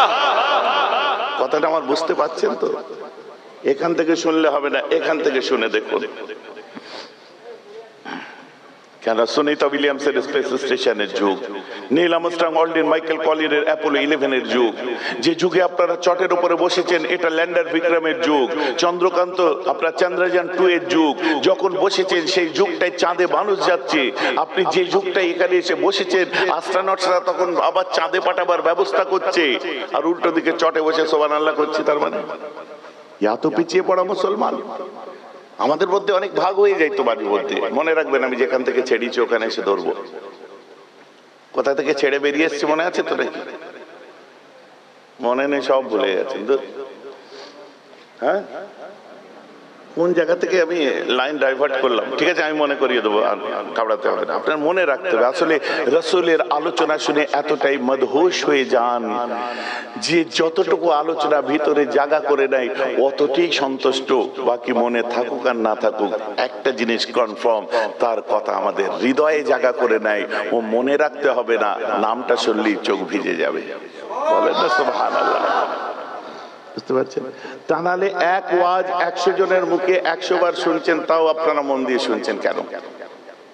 শোনেন যেটা বলছিলাম, আল্লাহ দিন দিয়েছে। একটা শ্রেণী আমাদের মুসলমানদের মধ্যে যারা আছে, তারা মনে করে আমরা এমএ পাস করেছি, এখনই এই বক্তব্যই দিয়ে এলাম, এমএ পাস করেছি, বিএ পাস করেছি, আমরা ডক্টর হয়েছি, ইঞ্জিনিয়ার হয়েছি, সমাজের উঁচু জায়গায় চড়তে শিখেছি, আমরা বুলেট কিনে ফেলেছি, পালসার কিনে ফেলেছি, কেটিএম কিনে ফেলেছি, আমরা 4 চাকা আপনার ভার্না কিনে ফেলেছি, বা যে কোনো গাড়ি কিনেছি, স্করপিও কিনে ফেলেছি, আমরা বিশাল কিছু হয়ে গেছি। না গুরু, তুমি কিচ্ছু হওনি।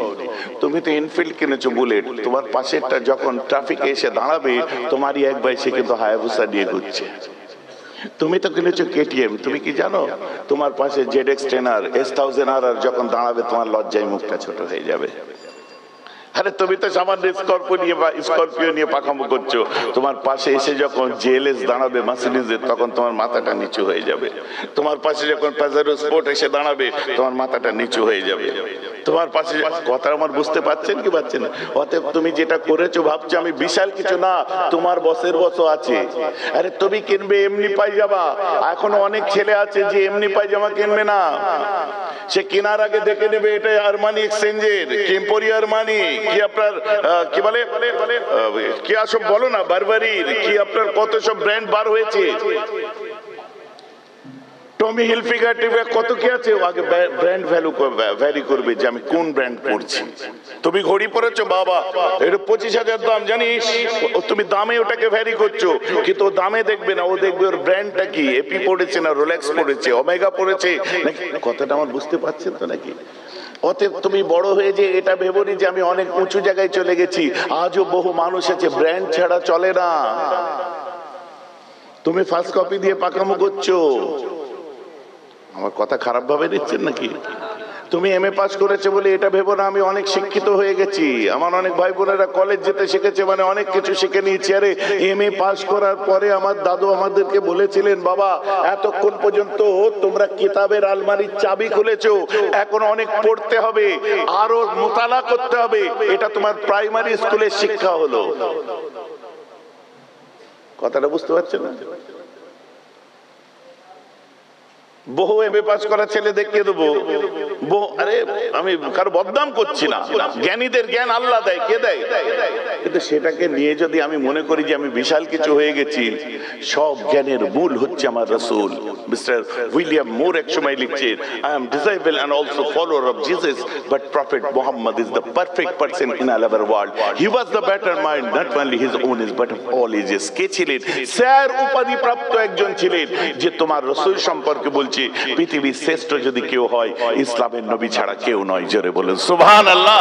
মিস্টার বসওয়াকার স্মিথ যান, কেমব্রিজে যান, অক্সফোর্ডে যান, হার্ভার্ডে যান, কজনের নাম বলবো, ফিলিপ কেট্টি বলুন, আপনার ওয়াশিংটন আরভিং বলুন, আপনি লা মার্টিন বলুন, মিস্টার অ্যালেন ডেভিডসন বলুন, উইলিয়াম মোর বলুন, মাইকেল এইচেড বলুন, ওলিয়ারি বলুন, বসওয়াকার স্মিথ বলুন, মরিস বুকাইল, যত বড় বড় লেখকের বই দেখবেন আমার ওখানে রাখা আছে। আরো সাজিয়ে রাখার জন্য নয়, কোন পাতায় কি আছে আমার নিজের দাগ দেওয়া আছে ওগুলো। কথাটা আমার বুঝতে পারছেন কি পাচ্ছেন? ইমাম গাজ্জালি আপনারা শুনেছেন একটা লাইন এক সপ্তাহ ধরে পড়তে হয়।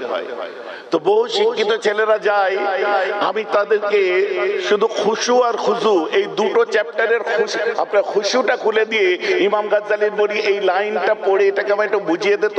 ও লাইনের অর্থ, লাইনের ভাষা উচ্চারণ করতে আপনার এক সপ্তাহ টাইম লাগবে। জাত সিফাত যদি তাসাউফের উপরে জাত সিফাত নির্ণয় করতে গেলে দাঁত ভেঙে যাবে। ও যদি 100 বার পড়ে ওর মাথায় ঢুকবে না, মগজের উপর দিয়ে যাবে। কারণ বইটা থাকলে আপনাদের ভাষাগুলো যা আছে বলে দিয়ে পড়ে যদি শোনাতাম বলবেন এটা কি কি কি হলো, কোথা দিয়ে গেল। সেগুলো আল্লাহ আলহামদুলিল্লাহ আমাদেরকে কণ্ঠস্থ করে মাথায় তার ছক রেডি রাখতে হয়। এক দাড়ি পাল্লায় এক বাটকারা দিয়ে ওজন করলে হবে না তো। কোথায় কখন কোন সময় কে কি বলছে সেগুলো তো আমরা দেখছি, মূল্যায়ন করছি। তখনই তো আফসোস লাগে, হাই রে আমার রাসূলকে অত ছোট জায়গা থেকে দেখলি। বিকজ আমাদের অভ্যেস হয়ে গেছে আস্কিং করা, আপনার অ্যাজুম করা। আমরা কোনোদিন আস্কিং করিনি। বিলিফ সিস্টেমকে আমরা আমাদের দুর্বল করে দিয়েছি, বিশ্বাসটাকে আমাদের নরম করে দিয়েছি।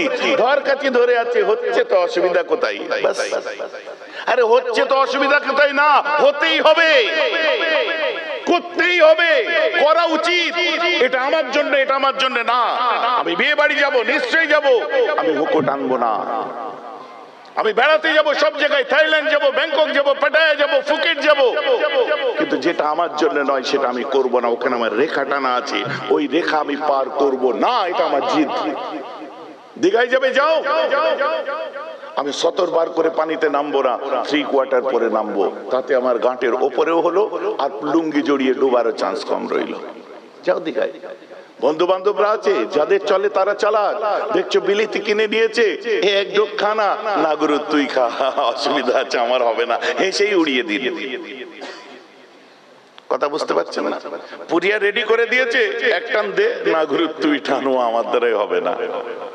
লক কোথায়? ওই জায়গাটায় আমি লক করে রেখেছি, তুমি আমাকে বোম মেরে উড়িয়ে দিলে ওখান থেকে আমায় সরাতে পারবে না। এইটা হচ্ছে মূল পার্সোনালিটি, একে বলে ব্যক্তিত্ব, একে বলে। একবার না শোনো না, কথাটা খুব ছোট্ট, কিন্তু না কথার ওজনটা অনেক বেশি। সঠিক সময় সঠিক ভাবে না বলাটা শেখো, আর নিজেকে না বলো আগে, পাবলিককে দোস্তকে পরে না বলবে, আগে নিজেকে না বলো। ভাইজান আমার কথা বুঝতে পারছেন তো নাকি? তুমি কাউকে না বলতে পারছো না, ঘুরিয়ে নাটাকে বুঝিয়ে দাও। যদি না তুমি বুঝাতে পারো তো কি করতে বিয়ে করেছো? তুমি সামান্য না তোমার বন্ধুকে বুঝাতে পারছো না, তো বউকে বুঝাবে কি করে? দুঃখ নেবেন না মুসলমান, বিলিফ সিস্টেম স্ট্রং করুন, বিশ্বাসটা ইমানটাকে মজবুত করতে হবে। আজ আপনি থাইল্যান্ডের দিকে লক্ষ্য করুন, the people piercing the bamboo sting in him cheek, we are saying that is torture boss. He said it's not torture but we are getting purified, our Lord getting pleased to us. থাইল্যান্ডে দেখুন বাঁশের কঞ্চি নিয়ে গালে এদিকে ঢোকাচ্ছে, এদিকে বার করছে, man what you doing bro, it's torture. Bro, it's not torture, we are getting purified, our Lord getting pleased to us. Why you have thought about that? ঘুরি আপনি বলে দেবে না না এটা দুঃখ, এটা ব্যথা বেদনা, টর্চার কিচ্ছু নয়, আমাদের লর্ড খুশি হচ্ছে আমাদের উপরে। See the South India, the people carrying the Durga lamination and work on the burning cool way saying that is torture, man. But he people said it's not torture, we are getting purified, our Durga Maya getting pleased to us, it's our ibadat. কেন বাধা দিচ্ছ বলে দেবে। তুমি মুসলমান, তোমার belief system কোথায় গেল? ছোট হাতির বাচ্চা দেখেছেন? ইউটিউবে খুলবেন, আমি প্রায় দেখি, বড় হাতির থেকে খচ্চর হয় ছোট হাতি। বড় বড় থামের সঙ্গে তাদের পাকে এত কঠিন করে বেঁধে দেয়, বারবার ছেঁড়ার চেষ্টা করে, বারবার ছেঁড়ার চেষ্টা করে, হুড়োহুড়ি করে, চেন টেন দিয়ে বেঁধে দেয়, ঘা হয়ে যায়, সেপটিক হয়ে যায়, ওইখানে দামি দামি অ্যান্টিবায়োটিক চালাতে হয়, ট্রাঙ্কুলাইজ করে তাকে, বুঝতে পারছেন? ওই হাতিটাই যখন বড় হয়ে গেছে, সামান্য একটা খুঁটো পুঁতে দিয়ে সামান্য জুটের দড়ি দিয়ে বেঁধে দিয়েছে, আর টানেও না, কারণ ওর বিশ্বাস ছোট থেকে হয়ে গেছে টানলে এটাকে ছেঁড়া যাবে না। ভাই যে আমার কথা খারাপ লাগছে নাকি শুনতে? বোঝার চেষ্টা করুন। দুঃখ কোথায় জানেন? আমরা যে বাড়িতে জন্ম নিয়েছি, সুফিদের বাড়িতে, ওলিদের বাড়িতে জন্ম নিয়েছি, আমরা তর্ক করতে বেশি পছন্দ করি। আমাদের তর্ক করলে চলবে না, কারণ যে তর্ক করছে তার লেভেলটা তোমাকে আগে দেখতে হবে। তোমার ওর সঙ্গে তর্ক করাটা যাই কি যাই না এটা আগে বুঝে নাও। তাতে তোমার যদি হার মনে হচ্ছে, ওদের কাছে আমি হেরে গেলাম, ওরা হয়তো হাসছে, না তুমি চলে যাও, ওরা হাসুক, ওদের হাসির ওজন আর তোমার ওজনে অনেক তফাৎ। ভাইজি আমার কথা আপনারা বুঝতে পারছেন তো নাকি? বুঝতে পারছেন? আমি সোশ্যাল মিডিয়ায় অ্যাক্টিভই না। আচ্ছা বলুন তো, পাবলিকলি যখন কাজ করছি আমার বিরুদ্ধে তো কমেন্ট থাকবে, থাকবে। কোনদিন দেখার টাইম আছে? কোনদিন দেখেছি? কারণ আমার নিজের বক্তব্যের উপর বিশ্বাস আছে যে এই বক্তব্য টোটাল কেউ শুনলে অ্যাপ্রিসিয়েট করবে, গালাগাল করবে না। তখন কি করছে, কোনো বক্তব্য যখন ভুল থাকে না, তখন আমার চশমা ব্র্যান্ডে যাচ্ছে ভেসাচি, কার্টিয়ার, রেভেন, তখন চলে যাচ্ছে আমার ঘড়ির ব্র্যান্ডে অ্যাডোবাস পাইওর, তখন চলে যাচ্ছে গাড়ির ব্র্যান্ডে। কথা বুঝতে? ব্যক্তিগত আক্রমণ। হুজুরদের মুরিদদের টাকা দিয়ে কিরম গাড়ি কিনেছে দেখো। আরে না গুরু, আমি সিঙ্গাপুর থেকে যখন একটা ওই নূর মুনির সিদ্দিকিয়া দারুল কোরআন আব্বার নামে করেছে, শানদার, আমার মনিরুজ্জামান খান, যখন আমি যাচ্ছি তো মুফতি সাহেব আমাকে নিতে এসেছে, আমি দেখে যে BMW 3 সিরিজ X3 GT, গাড়িতে উঠে বললাম ব্রো, ইংরেজিতে বললাম গাড়ি কার? তখন দেখাচ্ছে নতুন নিলাম। আচ্ছা নতুন বাড়িতে যে দেখে হামার রাখা আছে, এটা কার? এটা I bought that 2 years ago. আচ্ছা বাপরে, হামার 2 বছর আগে। পুল সাইডে যে আমি কার বাড়ি, সুইমিং পুল ন্যাংটো এনামিস নাকি রে পাগল? করেছি ভাইজান। পিছনের দিকে দিকে হ্যারিকেন রাখা আছে, হারিকেন মানে এই হারিকেন না, স্পোর্টস কার, ল্যাম্বরগিনি হারিকেন, নাম শুনেছেন তো নাকি? এ কার বলছে, কখনো আপনার ভাবিকে নিয়ে চিল করতে বার হয় তখন বার হয়। লে ফতোয়া দে। জিএমসি করে আসলো, ক্যাডিল্যাক করে আসলো, মদিনা শরীফের ইমাম সাহেব, মক্কা শরীফের ইমাম সাহেব, সে ক্যাডিল্যাক চড়ছে, জিএমসি চড়ছে, অ্যাস্টন মার্টিন চড়ছে, তখন কেউ ফতোয়া দিচ্ছে না। কেন? ওই দেশে সবাইয়েরই কম বেশি ওই রকম গাড়ি আছে, তাই কারোরটা দেখে জ্বলে না। আর তুমি একটা বুলেট কিনেছো, পাশের বাড়ির লোকের চোখ ফেটে, বুক ফেটে বন্দুক হয়ে যাচ্ছে, বুঝলেন? চাচা ওর ছেলে কিনলো, তোমার ছেলে কম কিনবে। বলছে ওর মতো হারামের পয়সা থাকলে আমার ছেলেও কিন্তু, আর কিনলি তো হবে না, যেদিন পড়বে বেলচাই করে তুলতে হবে। আশ্চর্য কথা। আল্লাহ দেবে না সারা জীবনে সাইকেল চললে তুমি খুশি হবে? তো আমি ওদের বলে দিচ্ছি, তোরা বুলেট কেন, তোরা মার্সিডিজ, বিএমডব্লিউ কেন, অডি কেন, তোরা দামি দামি গাড়ি কেন, কিন্তু সামনে সাইকেলটা রেখে দিবি। কেন? তোর গালাগালটা যেন সাইকেলটা আটকে দেয়। কারণ এখনো বহু মানুষ চাইতে সাইকেলেই সীমাবদ্ধ থাক, কারণ সে এখনো সাইকেলে সীমাবদ্ধ আছে। ভাইজি আমার কথা শুনতে খারাপ লাগছে, বুঝতে পারছেন? আমার আব্বা একটা কথা বলতেন, কি জানেন? ধন দিক লোকে খাবে, খোদা না গরিব করে। ধন দিক লোকে খাবে, খোদা না গরিব করে। অতএব অর্থ দিক মানুষের সেবায় লাগুক, মানুষের জন্য ডোনেট করো, মানুষকে খুশি করো, গরিবদের দাও, প্রত্যেককে আল্লাহ ধনী করে দিক। সকলে বলুন আমিন। অনেকে ভাবছেন আল্লাহ দেবে কি? ধর আপনি দোয়া চাইছেন, তুই চেয়ে দেখ, আম্বানির যে খোদা তোরও সেই খোদা। এই সালমের ওয়াজ, আমার সালম আছে, ও নিউ টাউনে, আমার নান্টু নাম, কালকে ওদের সবাই গেলাম, মাশাআল্লাহ বিশাল মাদ্রাসা তৈরি হচ্ছে, যেদিকে তাকাচ্ছে ওর জায়গা। গাড়িতে উঠে পড়ার পরে বলছে আম্বানিরও যে খোদা আমারও সেই খোদা, ওরও যে খোদা আমারও সেই খোদা, ওকে দিলি আমায় কেন দেবে না? আমি কেন দিচ্ছে না বলতো? বলছে ও বালতি নিয়ে চুবিয়েছে আর আমি নুনের চামচ নিয়ে চুবিয়েছি, হবে না? কথা তো রাইট বলেছে। জাস্টিং করো, অ্যাজুম করো না। আল্লাহ তাআলা জমিনেতে চিন্তা করো, যখন প্যান্ডেমিক হলো, নিঃশ্বাস আপনার অক্সিজেন সিলিন্ডার 5000 10,000, আর তুমি এখন দেখো পৃথিবীর পপুলেশন বেড়েই চলেছে, অক্সিজেন টেনেই যাচ্ছ, কোনোদিন অক্সিজেনের বিল এসছে? তুমি পানি খাবে, পানির বোতল কিনতে গেলে তোমার 10 টাকা লাগছে, কিন্তু তুমি তোমার নিজের বাড়ির উঠোনে একটু বেশি করে 3টে পাইপ পুঁতে দাও, ঠান্ডা পানি বার হয়ে যাচ্ছে। ওয়াটার ট্যাক্স দিতে হয়। ভাইজি আমার কথা বুঝতে পারছেন কি? তো যে আল্লাহ তোমাকে সবকিছু দিয়েছে, তুমি তার কাছে একটু বেশি করে চাইছো না কেন? হ্যাঁ, তুমি চাইছো কি যে আল্লাহ কাজে বার হচ্ছে, তুমি আজকে যেন বৃষ্টি দিও না আল্লাহ, তাহলে কাজটা বেকার হয়ে যাবে, আজকে 500 টাকা যাবে। আরে হয়ে গেল। মানে আম্বানির কাছে জলসার চাঁদা চাইতে গেছো, 101 টাকার বিল। আম্বানি বিল দেখে বলছে আমি আম্বানি আর আমার 101 টাকা বেলেছে, ইয়া তো ও পাগল না তো আমি পাগল। দুঃখেও আত্মহত্যা করে নেবে, বলে এত বড় বেইজ্জতি। বক্তব্য আমার বুঝতে পারছেন? টাটার কাছে গেছে রক্তদান শিবির করবো, আপনার 51 টাকা দিন। টাটা বলবে আমি পাগল, নাহলে ও পাগল, আত্মহত্যা করা দরকার। আরে বিল গেটসদের বিল গেটস, এলন মাস্কদের মাস্ক, আম্বানিদের আম্বানি, টাটাদের টাটা, পৃথিবীর বুকে যিনি কোটি কোটি শিল্পপতি, রাইস, আমির তৈরি করেছে, যার কাছে ধনকুপ সবকিছু তার কাছে, নিজে ধনী, অপরকে ধনী করে। আল্লাহর কাছে তুমি চাইতে যাচ্ছ কি? আল্লাহ ধান শিকন দিয়েছি যেন বৃষ্টি না হয়ে যায়, তাহলে ধানটা ভিজে যাবে। আরে তোর 1 মণ ধান ভিজিয়ে যাক না, তুই আল্লাহকে বল আল্লাহ আজকে ধান শুকর দিচ্ছি, কালকে রাইস মিলের মালিক করে দেবে, দুধ দেবে না। তুই বলে দেখেছিস? ভাইজান কথা বুঝতে পারছে না? আরে তুই 20 তলা চাও তো, আগে 5 তলা তো দেবে আল্লাহ। 20 তলা। মেরা ভাই যত ভক্ত সব ধনী লোক, কিছুদিন নাকি কানতে আরম্ভ করলো, হু হু করে জিকির করছিল কদিন ফুড প্রাইজে। মেরা ভাই সব বড় বড় ব্যাপার, বড় বড় কথা, বড় বড় হ্যাঁ বড় বড় চাই আল্লাহর কাছে। আমি হাকিকত বলছি, আমি আল্লাহর কাছে বড় চাই, আমি ছোট চাই না আল্লাহর কাছে। আল্লাহ বলছে যখন চাইবে তো বড় করে চাও। পারেন না? সুবহানাল্লাহ। হ্যাঁ আমরা ওখানে চান্স পাবো, তুই গরিব রয়ে গেছিস কেন? আগে তার জবাব দিত।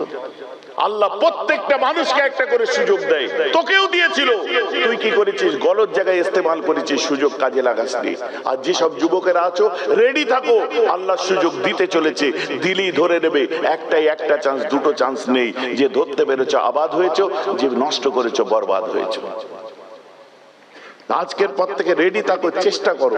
তুমি জানো এখানে সাবিত ছিল, কোথায় গেল আপনার এতে বাড়ি, আরে নজরুল কলোনি বারাসাতে বাড়ি, ওই সাবির আছে, দোলতলার সাবির আছে, আরো কত ছেলেরা এখানে আছে। কথা বুঝতে পারছেন না? ঝরঝর করে কাঁদছে। আমি কি রে, কি হয়েছে? সাবির চেনেন তো নাকি? ওই ভেতরে কোন জায়গায় উদয়রাজপুরের সাবিরও আছে এখানে।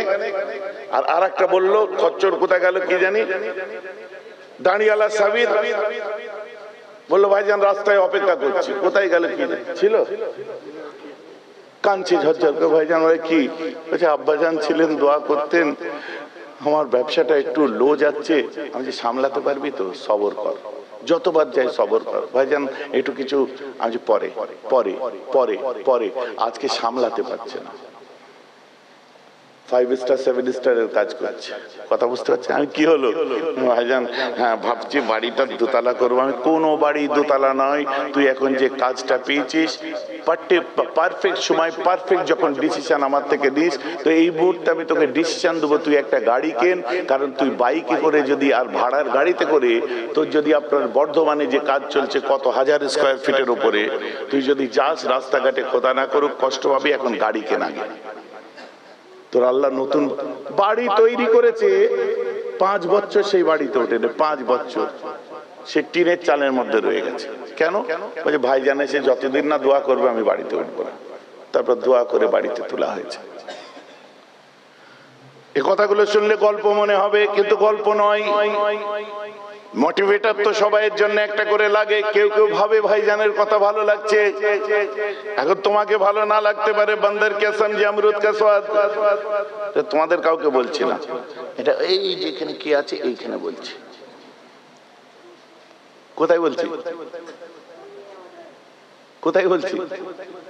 এই এখানে, এখানে দেখছে এরকম করে কিস্তিতে মোবাইল কিনে নিয়ে, বুঝলেন?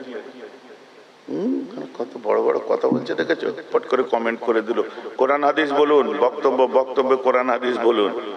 ও পাগলা আগের ওয়াজগুলো আমার শোনেই না। তাহলে এখন যদি কেউ কিস্তিতে মোবাইল কিনে নিয়েছে আর পাকা রাস্তায় পাছা ঠেকিয়ে যদি কেউ কমেন্ট করে, তার উত্তর দেওয়া সম্ভব? হঠাৎ ফোন করেছে, ওই ফোনে কিছুক্ষণ পরে লাইভ দেখতে দেখতেই ফোন করেছে, কমেন্ট করার পরে হ্যালো, কি হলো? হ্যাঁ হয়ে যাবে, কালকে সোমবার, আজ রোববার বলে হয়নি, কালকে সোমবার ব্যাংক খুলবে, প্রথম হাফেই আমি যাবো, সেকেন্ড হাফে ওটা ক্লিয়ার হয়ে যাবে। হ্যাঁ কোনো টেনশন নেবেন না। একজন এসে বলছে দাদা ভালো আছো? হ্যাঁ হয়ে যাবে, ভদ্রলোকের কথা, কোনো টেনশন নেবেন না। তোমাকে বলছি, কমেন্ট করছি, হ্যাঁ হয়ে যাবে, ভদ্রলোকের কথা, অসুবিধা নেই। ফোনটা রেখে দিয়ে বলছে ব্যাংকের ফোন ছিল, লাখ লাখ টাকার ব্যাপার, তুই এসে দাদা ভালো আছো? চিনিস কখন কি কথা বলতে হয়? কোন ব্যাংকের কথা ফোন নয়। যে দোকান থেকে ফোন কিনেছে ওই দোকানদার ফোন করে বলছে 3টে কিস্তি বাকি, তোকে আমি যেখানে দেখবো গালে চড় মেরে ফোন কেড়ে নেবো। এখন তারা যদি কমেন্ট করে দেয়, কে ওই লেভেলে নিজেকে নামিয়ে নিয়ে আসবে? ভাই যে আমার কথা খারাপ লাগছে শুনতে। আমি মুসলমান, নীতি ঠিক করো, আগে নিজের শক্ত হও, মজবুত হও। আর মজবুতি যতক্ষণ না নিজের মধ্যে আনবে, নিজের একটা গাইডলাইন ঠিক করে নাও, কোনটা করব কোনটা করব না, কোনটা তোমার জন্য চলে কোনটা তোমার জন্য চলে না। তোমার জন্য শরীয়তে ইসলাম কতগুলো দায়রা ঠিক করে দিয়েছে, আমি এই দায়রার বাইরে চলবো না, এটা তুমি ওত করে নাও। নিজের লাইফের একটা লাইফস্টাইল তৈরি করে নাও, এর বাইরে আমি চলতে পারবো না।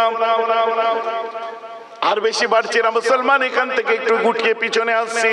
আমার রাসূল দিন দুনিয়ার বাদশা আম্মা জান খাদিজাকে বলেন, খাদিজা তোমার চেহারার দিকে তাকালে আমি প্রশান্তি লাভ করি, আমি শান্তি পাই তোমার চেহারার দিকে দেখলে। তো যেটা বললাম ওদিকটা খেয়াল আছে তো, যে আগে নিয়ত করুন, নিয়ত করুন, নিয়ত করুন, নিজের আগে লাইফস্টাইল সেট করুন, আমি এটা করব আমি এটা করব না। আর আমরা কি করি জানেন? দূর হবে না, দূর হবে না, এটা কি করে সম্ভব? এটা সম্ভব নয়। আমার মুসলমান হবে না তোমাকে কে বলেছে? হতেই হবে।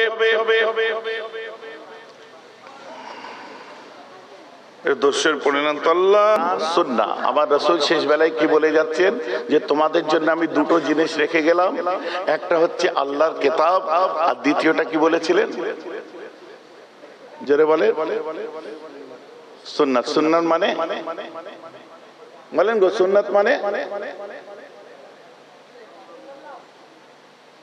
সুন্নাহ মানে অনেকে বলবে আমি হাদিস রেখে গেলাম, মাথা থেকে বার করে দিন। সুন্নাত মানে হাদিস রেখে গেলেন না, সুন্নাত মানে তার আদর্শ রেখে গেলেন। বলেন না সুবহানাল্লাহ। এবার যদি বলেন সুন্নাত আর হাদিস কি, দুটোর মধ্যে কি আছে?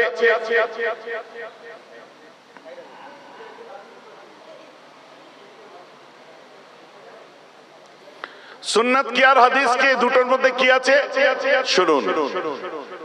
আল্লাহ রাসূল বলছে কোন পাত্রে যদি কুকুরে মুখ দেয় সেটাকে 7 বার করে ধৌত করো এবং শেষবার সেটা মাটি দিয়ে ধোও।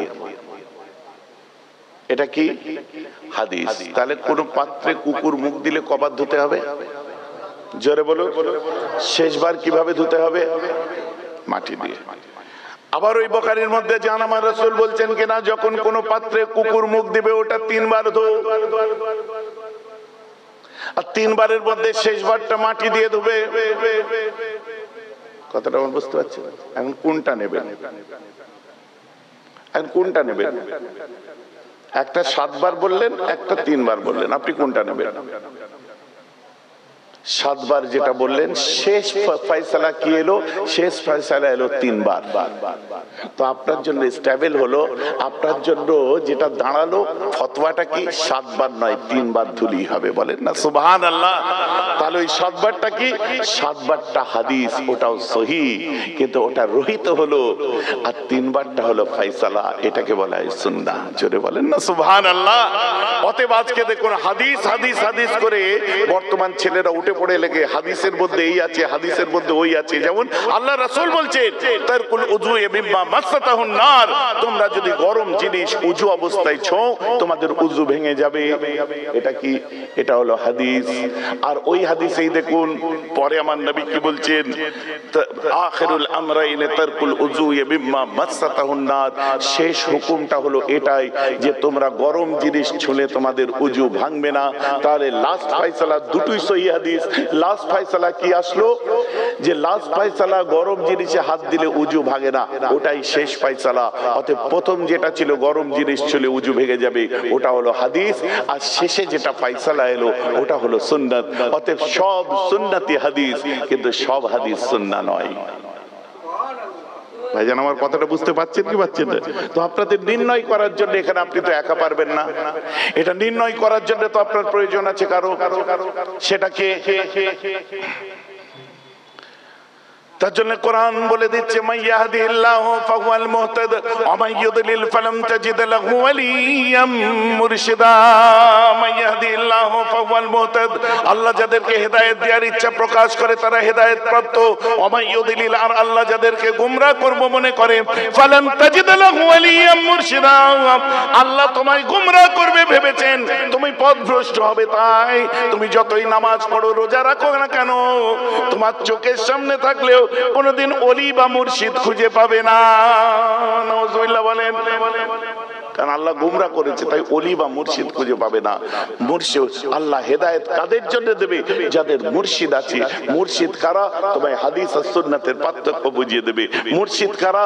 পাক নাপাক বুঝিয়ে দেবে। মুর্শিদ কারা? তোমার চলার পথ কিরকম হবে সেটা বুঝিয়ে দেবে। এরা হলো মুর্শিদ। আর কি?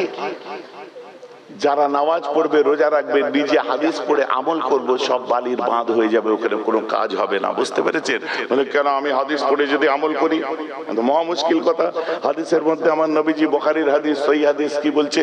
আন্না নবী আলাইহিস সালাতু ওয়াস সালাম আতা সুবাতাত কাওমিন ফাবালা কাইবান, আমার রাসূল সহিহ হাদিস একটা গোত্রের মধ্যে আসলেন, এসে দাঁড়িয়ে পিচ্ছাপ করেছিলেন। নবী যেটা করেন ওটা হচ্ছে সুন্নাত। তাহলে আজকের পর থেকে যে যুবকরা দাঁড়িয়ে মতে, সেটা কি সুন্নাত? জানো না নবী করেছেন। ভাই যে আমার কথা বুঝতে, হ্যাঁ আপনারটাই ঠিক, সুন্নাত নয়, কিন্তু আমার নবী করেছেন। ওই যে আপনাকে নির্ণয় করতে হবে ওটা হলো হাদিস, কিন্তু রাসূল পাক সাল্লাল্লাহু আলাইহি ওয়াসাল্লাম ইস্তেনজা করার তরিকা যেটা শিখিয়েছে ওটা হলো সুন্নাত। বলুন না সুবহানাল্লাহ। আমার রাসূল চুল রাখতেন, এই চুল রাখা হচ্ছে হাদিস, কিন্তু আমার রাসূল জিন্দেগিতে কোনোদিন ছোট চুল রাখেননি, সারা জীবন বড় চুল রেখেছিলেন, কখনো কানের লতি পর্যন্ত, কখনো তার নিচে ঘাড় পর্যন্ত, কখনো ওফরা মানে কাঁধের নিচে পর্যন্ত চলে গেছে। কথা বুঝতে পারছেন না? মাঝে মধ্যে আমাকে নিয়ে কন্ট্রাডিকশন হয়, দেখেন না ভাইজানের এত বড় চুল কেন? আমি তোর কথা শুনবো না, মুফতিকে ফতোয়া দিতে বল। বুঝতে পারছেন? মুফতিকে ফতোয়া দিতে বল। তুই পাবলিক, তোর কথা শুনে লাভ নেই, তোকে 0.1% তোর কথা মানে না। কথাটা আমার বুঝতে পারছেন না? আমার মুসলমান খেয়াল করে শুনে রেখে দিন,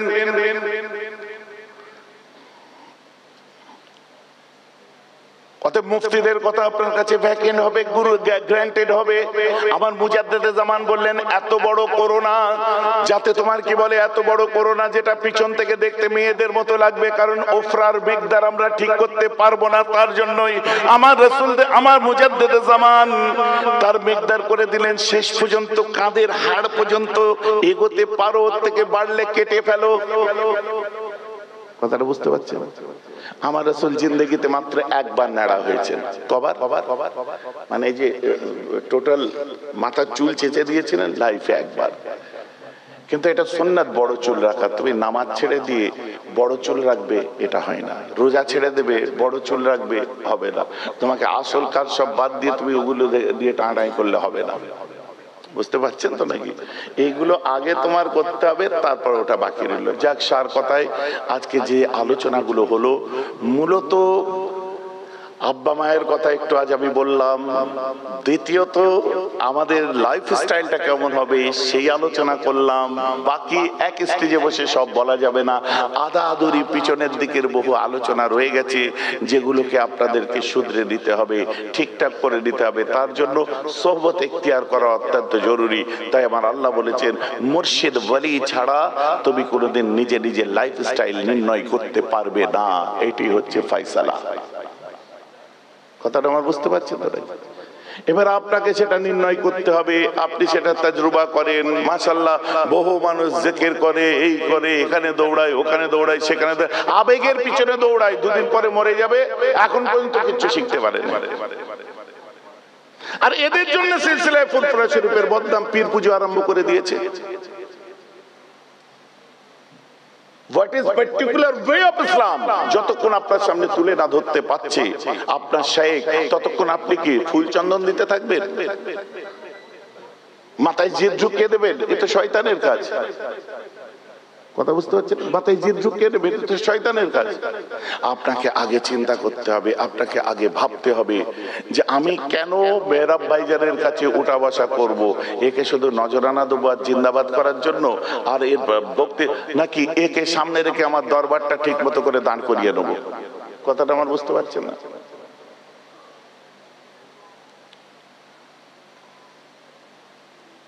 মোরাল অফ দ্য স্টোরি যেটা আপনাদেরকে আমি বলতে চাচ্ছি, আমাদেরকে ভালোবাসুন, ভালোবাসার মতো করে বাসুন।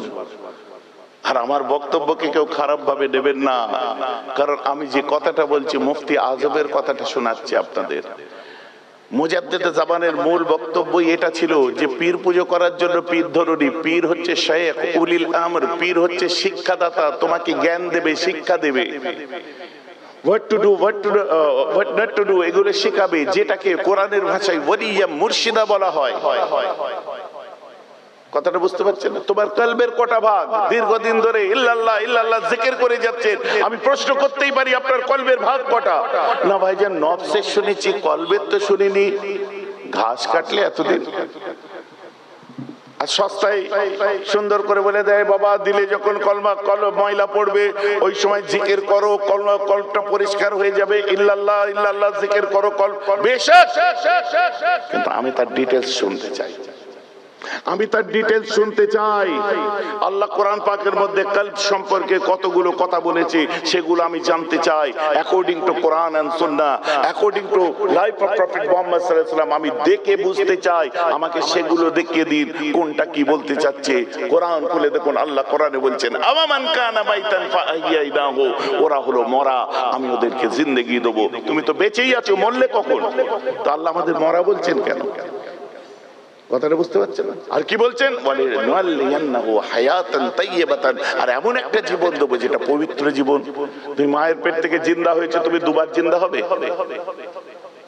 তো আল্লাহ পবিত্র জীবন দেবে। এই মরার সঙ্গে কি সম্পর্ক, কোথায় এর টাচ, এগুলো আপনাকে বুঝতে হবে, খালি জিকির করলে হবে না। এই শিক্ষাগুলো মুজাদ্দিদ জামান দিতেন, এই শিক্ষাগুলো তাসাউফের শিক্ষা, এগুলো মুফতি আজম দিতেন, এগুলো আমার বাপ চাচারা দিতেন। কথাটা বুঝতে পারছেন তো নাকি? এখন এগুলো যদি মূল আপনি না জানতে পারেন, ধর কাছে ধরে আছি, দৌড়ো, এখানে দৌড়ো, ওখানে দৌড়ো, সেটা দৌড়ো, হেতা দৌড়ো, ডাক পড়লি ছুট, কিসের জন্য?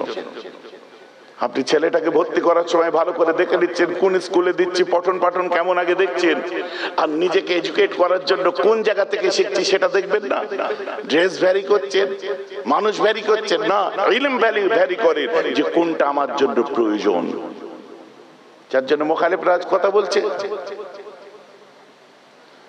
অতএব সিলসিলায় ফুরফুরা শরীফ জিন্দাবাদ বলার আগে আপনার নিজের মতটাকে ঠিক করে নিন। আপনার মুখে সিলসিলায় ফুরফুরা শরীফ জিন্দাবাদ মানাচ্ছে তো? আপনার নীতি আদর্শ ঠিক আছে তো? আপনি সেই অনুযায়ী চলতে পারেননি, কিন্তু সেটাকে আপনি আপনার মনের মধ্যে জায়গা করে নিয়েছেন তো? সেটা যে আমল করবেন, আপনি অঙ্ক করছেন না, কিন্তু a+b² এর ফর্মুলা আপনার জানা হয়েছে তো? যে আমি ফর্মুলা জেনে গেছি, যখন খুশি অঙ্ক করতে পারবো।